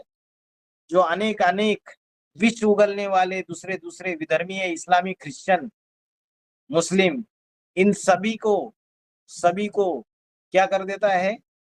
ऐसे खंडन। सर्पों को मार डालता है, सर्पों को मार डालता है पूरी तरीके से। जो सर्वव्यापी का ज्ञान उगलने वाले ये जो विधर्मी है उनको खत्म कर देता है। सर्वव्यापी का ज्ञान उगलने वाले विधर्मी नहीं, जो दूसरी दूसरी विपरीत धारणाएं फैलाने वाले हैं, काम, क्रोध, लोभ, मोह, अहंकार, उनका विनाश कर देते हैं। सर्वव्यापी का विपरीत ज्ञान तो सन्यासी ही फैलाते हैं खुद। तो जो नकुल है वो नेवला है, और नकुल जो है, नकुल की शादी किसके साथ हुई थी? ये जो दुष्ट केतु है उसकी बहन के साथ। मतलब सन्यास धर्म का ये था नकुल। फिर क्या नाम है भाई जी, क्या नाम है ये बहन का नाम? बहन का नाम तो आप सीरियल में देख लीजिए माता जी, अभी मैं इतना गहराई में तो सारी चीजें पता नहीं ठीक है, मैं है ना। देखता भी हमें नहीं। तो हाँ, दुष्ट केतु जो था वो शिशुपाल का पुत्र था। शिशुपाल ने कृष्ण का अपमान किया था। और शिशुपाल कौन था? जो छोटे छोटे शिशुओं की पालना करने वाले, जो बच्चा बुद्धि, ब्राह्मणों की दुनिया में जो बच्चा बुद्धि आत्माएं, जिनको ज्ञान का कुछ पता नहीं है, ऐसी भोली भाली माताओं को कुछ ज्ञान की उल्टी पुल्टी बातें सुनाएंगे और उनको अपना बनाएंगे, उनकी पालना करेंगे, वो शिशुपाल है। ऐसे शिशुपाल का मान मर्तबे का हनन किया था कृष्ण ने, सर काटा था उसका। तो ब्राह्मणों की दुनिया में ऐसे कई निकले जो शिशुपाल बन के बैठ गए। जो एक बंबई में निकला था 2005-6 साल में, 2004-5, उसका नाम था सतीश भाई। तो बाबा ने उसके लिए बोला था शिशुपाल। छोटे छोटे जिनको मुरलियों का ज्ञान नहीं है, इतनी बुद्धि नहीं है, ऐसों को कुछ भी ज्ञान की उल्टी बातें सुनाकर उनको अपना बनाना, भगवान का नहीं बनाना। शिशुपाल है, उसका पुत्र है दुष्ट केतु। दुष्ट केतु की जो बहन है वो नकुल की पत्नी है। और दुष्ट केतु ने पांडवों का साथ दिया, वो पांडवों के एक सेना के रूप में सेनापति रहा। करेनुमति करेनुमति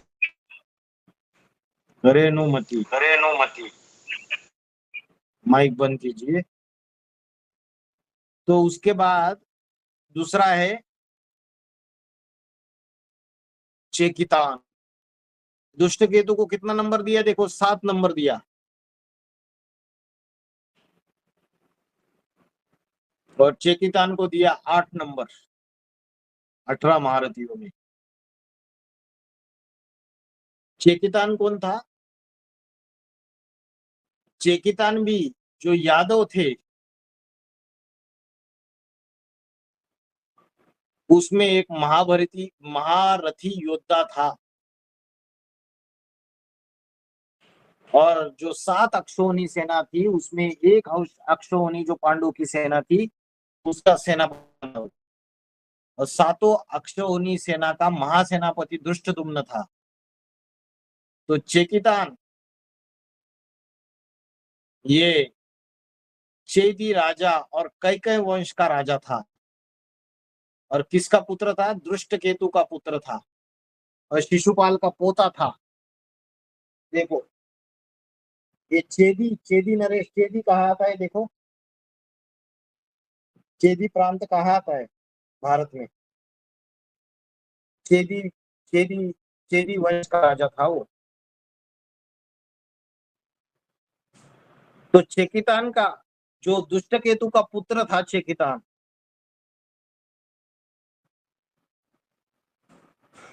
एक ही सुर का वक्ता चेकितान,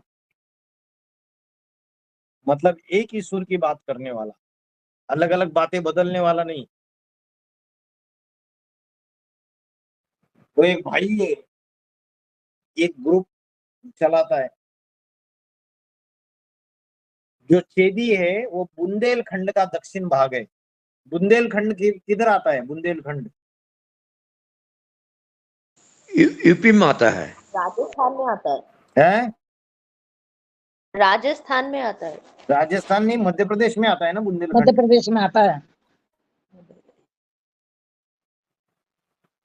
बुंदेलखंड मध्य प्रदेश में आता है। जहाँ की झांसी रानी थी। हाँ, झांसी। तो बुंदेलखंड जो है वो मध्य प्रदेश में आता है। उसके दक्षिण में चेदी साम्राज्य था। उस चेदी साम्राज्य का नरेश था, कौन था? वो था शिशुपाल। शिशुपाल का पुत्र दृष्टकेतु, दृष्टकेतु का पुत्र चेकितान। इन्होंने पांडवों का साथ दिया, दृष्टकेतु और चेकितान ने।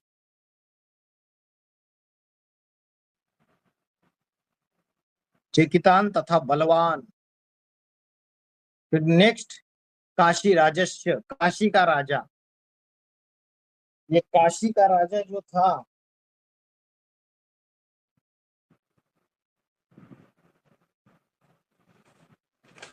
बाबा ने क्या बोला इसके लिए? काशी राजस्य, काशी का राजा। इसको 9वां नंबर दे दिया।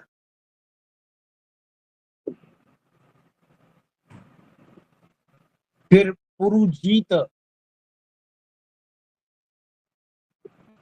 पुरुजीत कौन था? यदुवंशी यादव। पुरुजीत, ये काशी का राजा जो था उसका नाम था इंद्रद्युम्न। द्युम्न माना प्रकाश।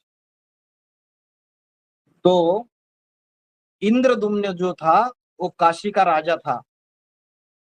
काशी का राजा होने के कारण उसे काशी राज कहा जाता था। और जो काशी राज की 3 कन्याएं थी, महाभारत अगर देखेंगे सीरियल तो 3 कन्याएं थी, अंबा, अंबिका और अंबालिका। ये अंबा, अंबिका और अंबालिका, इनकी शादी किससे होती है? पांडु से। चित्रांगद और विचित्र बीज से। कौन था चित्रांगद और विचित्रवीर?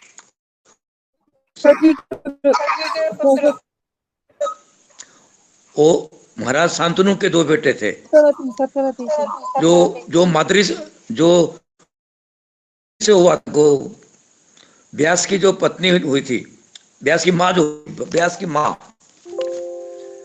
व्यास जी महाराज के जो माँ हुई, उसके 2 पुत्र हुए थे, चित्रांगद और विचित्रवीर। हाँ जी, हाँ जी। वो अंबा, अंबिका, अंबालिका वही है ना जो भीष्म उनको जीत के लेके आता है। जी जी हाँ। अब बाद में उसमें से एक जो है वो बोलती है मैं बदला लूंगी।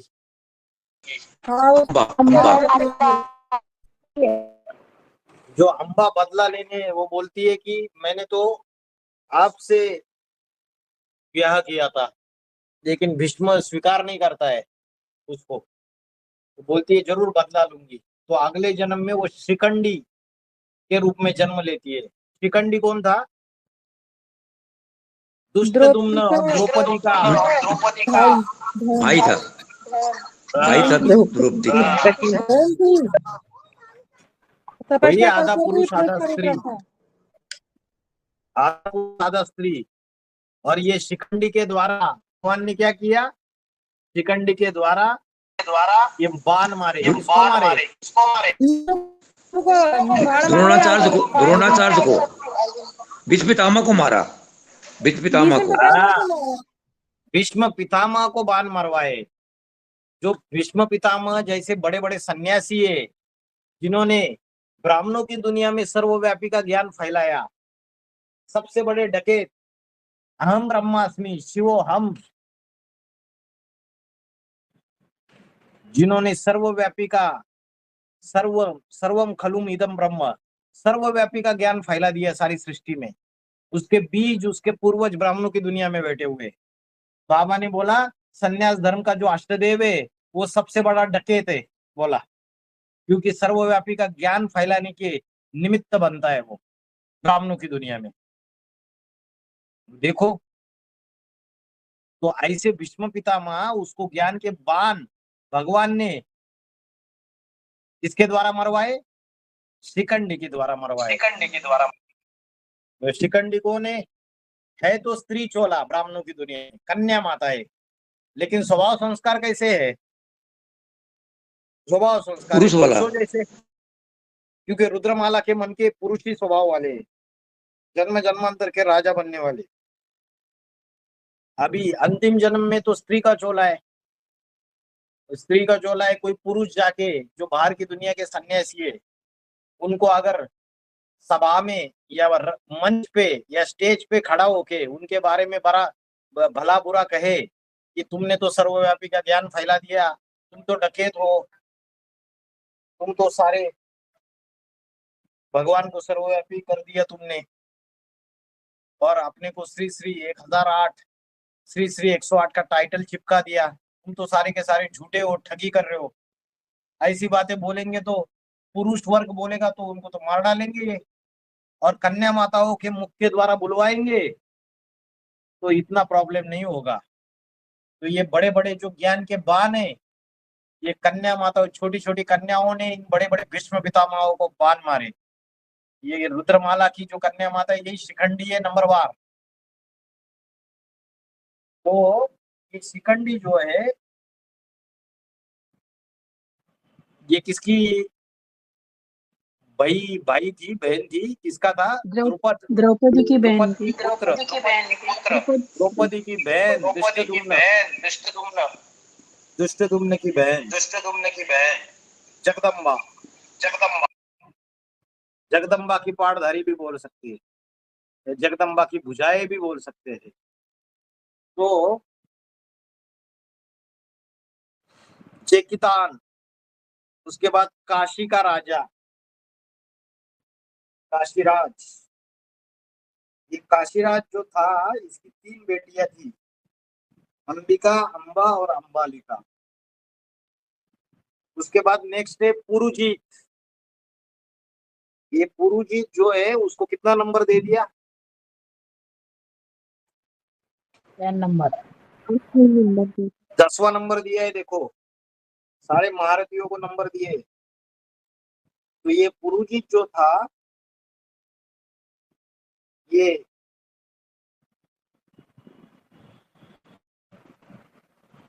कुंती भोज का राजा था पुरुजीत। ये मध्य प्रदेश में है ये स्थान। और ये कुंती भोज जो राजा था इसका पुत्र था पुरुजीत, राजा कुंती भोज। और पांडवों की जो माता थी कुंती, इसका भाई था ये पुरुजीत।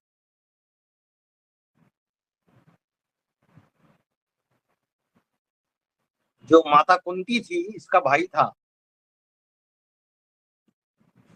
और कुंती भोज राजा का पुत्र था।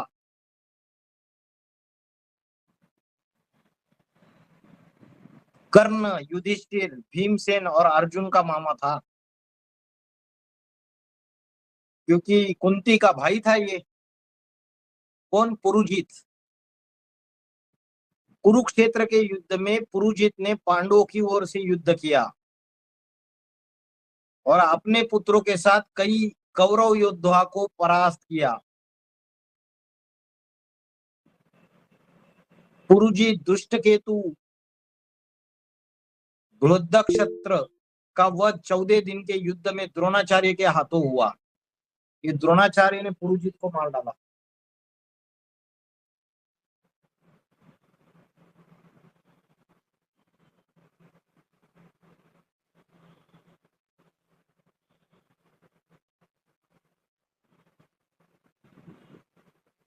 उसके बाद है कुंती भोजश्च। कुंती भोज कौन है? पुरुजित का पिता है। और कुंती का जो पिता था वो कुंती भोज नहीं था, कुंती का पिता था शूरसेन। और शूरसेन क्या फुफेरा भाई था कुंती भोज।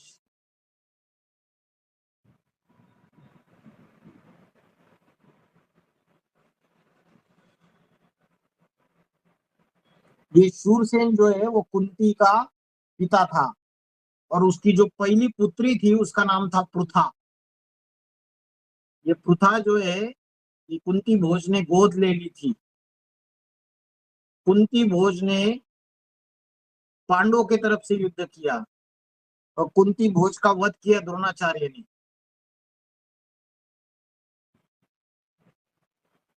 कुंती भोज जो है वो भी यदुवंशी थे। कौन थे? यदुवंशी, माना यादव कुल के थे। उसके बाद शैवश्य नरपुंगवा। नरपुंगवा, नर मन मनुष्य, पुंगवा मन श्रेष्ठ, मनुष्यों में श्रेष्ठ। शैवश्य, शैवश्य माना जो शिव को फॉलो करने वाले हैं। ब्राह्मणों की दुनिया में कोई ब्रह्मा को फॉलो करने वाले हैं, कोई विष्णु को फॉलो करने वाले हैं, लेकिन कोई शिव को फॉलो करने वाले। जो शिव को फॉलो करने वाले रुद्रमाला के मन के हैं वो सबसे श्रेष्ठ है बाकियों से। उनको बोला शैव्य।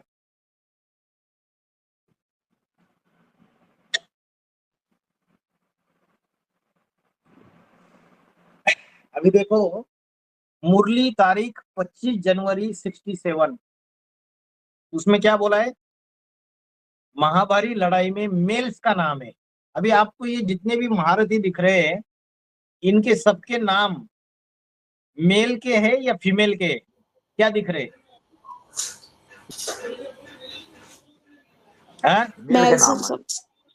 सारे मेल्स के नाम है।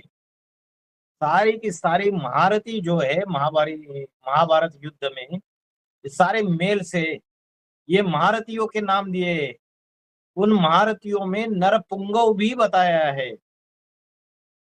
जो शिव को फॉलो करने वाले वो है शैव, शैवश्च नरपुंगव। कोई ब्रह्मा को फॉलो करते हैं, कोई विष्णु को फॉलो करते हैं। जो सबसे श्रेष्ठ मनुष्य कौन से है? जो शिव को फॉलो करने वाले। वार्तालाप 1560।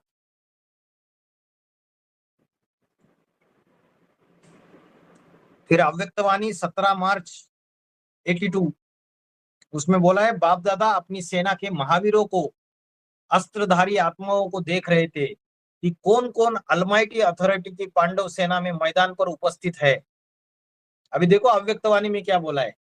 अस्त्रधारी आत्माओं को देख रहे थे कि कौन कौन अलमाइटी अथॉरिटी की पांडव सेना मैदान पर उपस्थित है। क्या देखा होगा? कितनी वंडरफुल सेना है। दुनिया के हिसाब से अनपढ़ दिखाई देते हैं लेकिन पांडव सेना में टाइटल मिला है नॉलेजफुल। दुनिया के हिसाब से जो ज्ञान में चलने वाली माताएं भाई लोग हैं इतने पढ़े लिखे नहीं है, लेकिन बाबा ने क्या बोला? ज्ञान के हिसाब से उनको टाइटल मिला है नॉलेजफुल। ये पांडव सेना है, ये पांडव सेना मैदान पर उपस्थित है और अस्त्र धारण किए हुए है। तो पहले अध्याय के 5 श्लोक तक ये सारे महारथियों के नाम गिनाए हुए।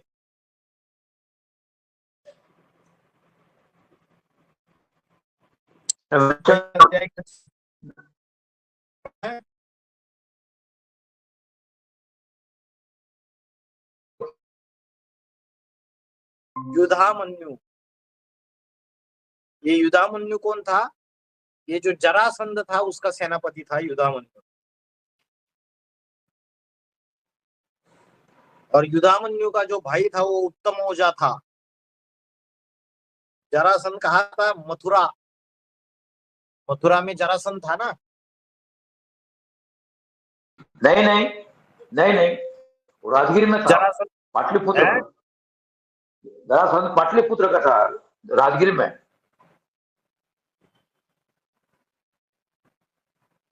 वही अर्जुन और भीम को ले जाकर कृष्ण ने उसको मारा था।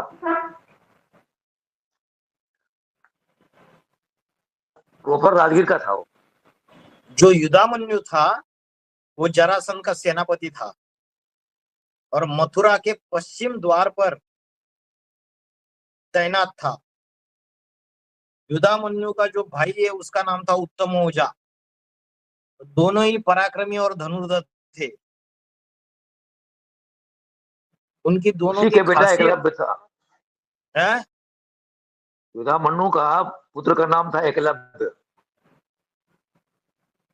युधामन्यु के भाई का नाम उत्तमौजा था, ये बता रहा था मैं। जो युधामन्यु है वो जरासंध का सेनापति था। जरासंध को तो भीम ने मार दिया और जरासंध का जो सेनापति था वो पांडवों का सहयोगी बन गया, उसका नाम था युधामन्यु।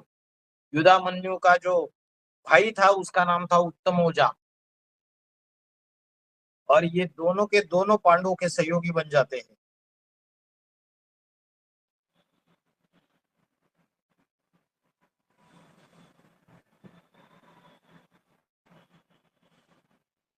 और युधामन्यु जो था उसको एक टाइटल दिया है, उसका टाइटल है,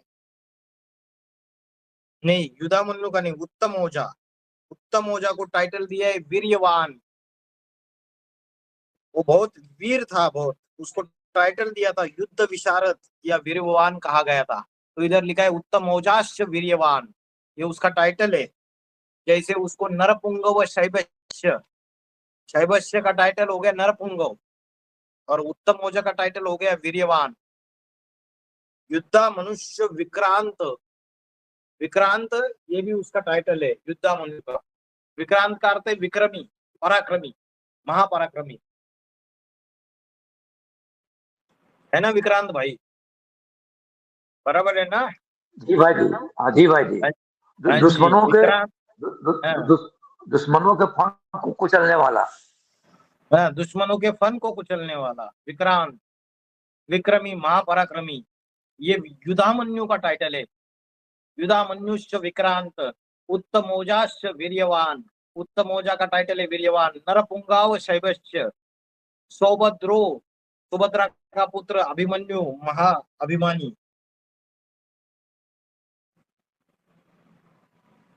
तो जो उत्तमौजा था वो पराक्रमी राजा था, तो पांडवों की तरफ से युद्ध किया।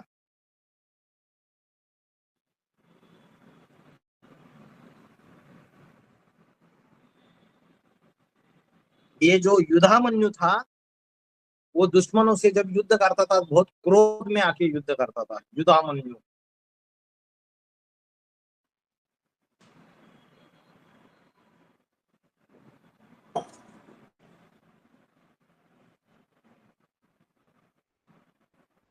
सुभद्रा का पुत्र अभिमन्यु, अभिमन्यु के बारे में तो बात हो गई हमारी।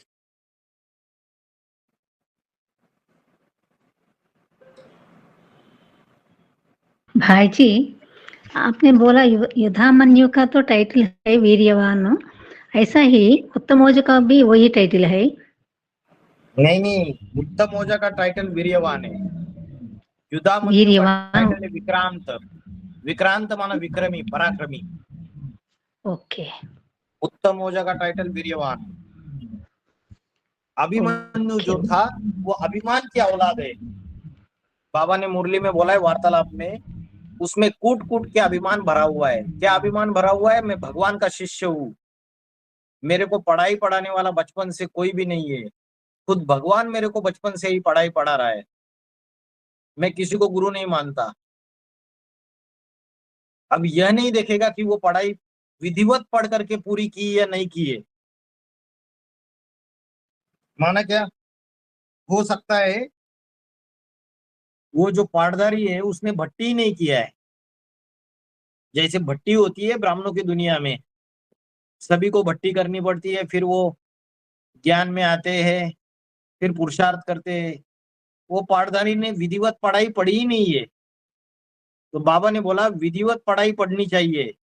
फिर दूसरा अभिमान है, मेरे को जन्म देने वाला ऊंचे ऊंचा पुरुषार्थी जिसके शरीर रूपी रथ को भगवान डायरेक्ट कंट्रोल करता है। अर्जुन का पिता कौन है? सॉरी, अभिमन्यु का पिता अर्जुन, और अर्जुन के शरीर रूपी रथ में भगवान शिव अवतरित होते हैं, तो उसका भी अभिमान है कि मेरा जो पिता है वो डायरेक्टली भगवान के द्वारा डायरेक्ट कंट्रोल होता है। ये दोनों अभिमान पतन के गर्त में ले जाने वाले हैं। भगवान को कोई मानता हो लेकिन भगवान की बातों को न मानता हो, मुरलीधर को मानता हो लेकिन मुरली से प्यार न हो, मुरली रोज सुनता ना हो, जहां मुरली का संगठन क्लास चलता है वो भी अटेंड न करता हो, तो प्रैक्टिकल जीवन में पास होगा या फेल होगा? तो बाबा ने बोला फेल हो जाता है। तो बाबा ने बोला है अभिमन्यु को तो युद्ध में कूदना ही नहीं चाहिए था, क्योंकि बाबा ने बोला उसको तो अधूरी ज्ञान थी, नीम हकीम खतरे जान, लेकिन कूद गया युद्ध में, अधूरी ज्ञान थी तो नुकसान कर गया, अपना भी फेल हो गया। तो बाबा ने बोला मुरली भी अटेंड नहीं करता है, मुरली का संगठन क्लास चलता है वो भी अटेंड नहीं करता है, तो कोई प्रैक्टिकल पाठधारी है? तो ये पहले अध्याय के बाबा का 6 श्लोक भांजा है तक, वो, बाबा का भांजा है ना। 6 श्लोक तक हमने देखा युद्धा मनुष्य विक्रांत उत्तमोजाश्च वीर्यवान सौभद्रो द्रौपदेयाश्च सर्व एव महारथा। और द्रौपदी के 5 पुत्र ये सभी महारथी है। तो ये कितने हो गए फिर? 15 और 5 20 हो गए। 20 हो गया, एक्चुअली 18 ही बोलते हैं ना। हाँ, ये पांडव जो द्रौपदी के 5 पुत्र है, इनको कौन मार डालता है? जब वो सोए रहते हैं तब उनको युद्ध के लास्ट में अश्वत्थामा बाण चलाता है, ऐसा वाला जो वापस ना आ सके, किसी ना किसी को मार के आए। नहीं, वो तो अश्वत्थामा तलवार से मारता है अश्वत्थामा पांचों पुत्रों को। अश्वत्थामा मारता है, वो ब्रह्मास्त्र अलग बात वो है। तो उत्तरा के पुत्र को के लिए छोड़ता है। उत्तरा का पुत्र जो है गर्भ में रहता है परीक्षित, उसको मारने के लिए ब्रह्मास्त्र छोड़ देता है। लेकिन जो 5 पुत्र है द्रौपदी के, उसको वो नींद में होते हैं रात को, युद्ध तो खत्म हुआ रहता है, उसके बाद जाके धोखे से मार डालता है नींद में अश्वत्थामा। सौभद्रो द्रौपदेयाश्च सर्व एव महारथा। अभी कहीं ना कहीं ये सारे पाठधारी, ये जो कथाएं बनी हुई है, इसका गहरा अर्थ है, आध्यात्मिक रहस्य है। ये ज्ञान मार्ग जो है एडवांस पार्टी के अंदर के पाठधारी है, ये सारे के सारे। जितना जितना यज्ञ के नजदीक आएंगे, यज्ञ कुंड के नजदीक आएंगे, जितना जितना पुरुषार्थ करेंगे, उतना उन आत्माओं को पहचान पाएंगे कि हाँ ये पाठधारी ये, या स्वयं पुरुषार्थ करेंगे तो स्वयं वो पद प्राप्त कर सकते हैं। तो बाबा ने मुरली में बोला है सदा अपने को कर्म क्षेत्र पर कर्म करने वाले योद्धा अर्थात महारथी समझो। जो युद्ध के मैदान पर सामना करने वाले होते हैं वो कभी भी शस्त्रों को नहीं छोड़ते हैं, सोने के समय भी अपने शस्त्रों को नहीं छोड़ते हैं। एक ज्ञान के जो शस्त्र है उसको सोते समय भी नहीं छोड़ते हैं। ज्ञान के शस्त्र बाजू में रख दो और रात को सोते समय मोबाइल पे दुनियाई चीजें देखते हुए सो जाओ। तो बाबा ने बोला जो महारथी है वो रात को सोते समय भी अपने ज्ञान के शस्त्रों को नहीं छोड़ते, ज्ञान का मनन चिंतन मंथन करते करते सो जाएंगे, तो रात को सपने भी ज्ञान युक्त ही आएंगे। युधा मनुष्य विक्रांत उत्तमोजाश्च वीर्यवान सौभद्रो द्रौपदेयाश्च सर्व एव महारथाः। ये सभी महारथी है, हाथी रूपी महारथी, देहाभिमानी हाथी पर सवार जैसे। उत्तम ओजा के लिए बोला महादेव जैसा उत्तम ओज वाला, ओज माना तेज।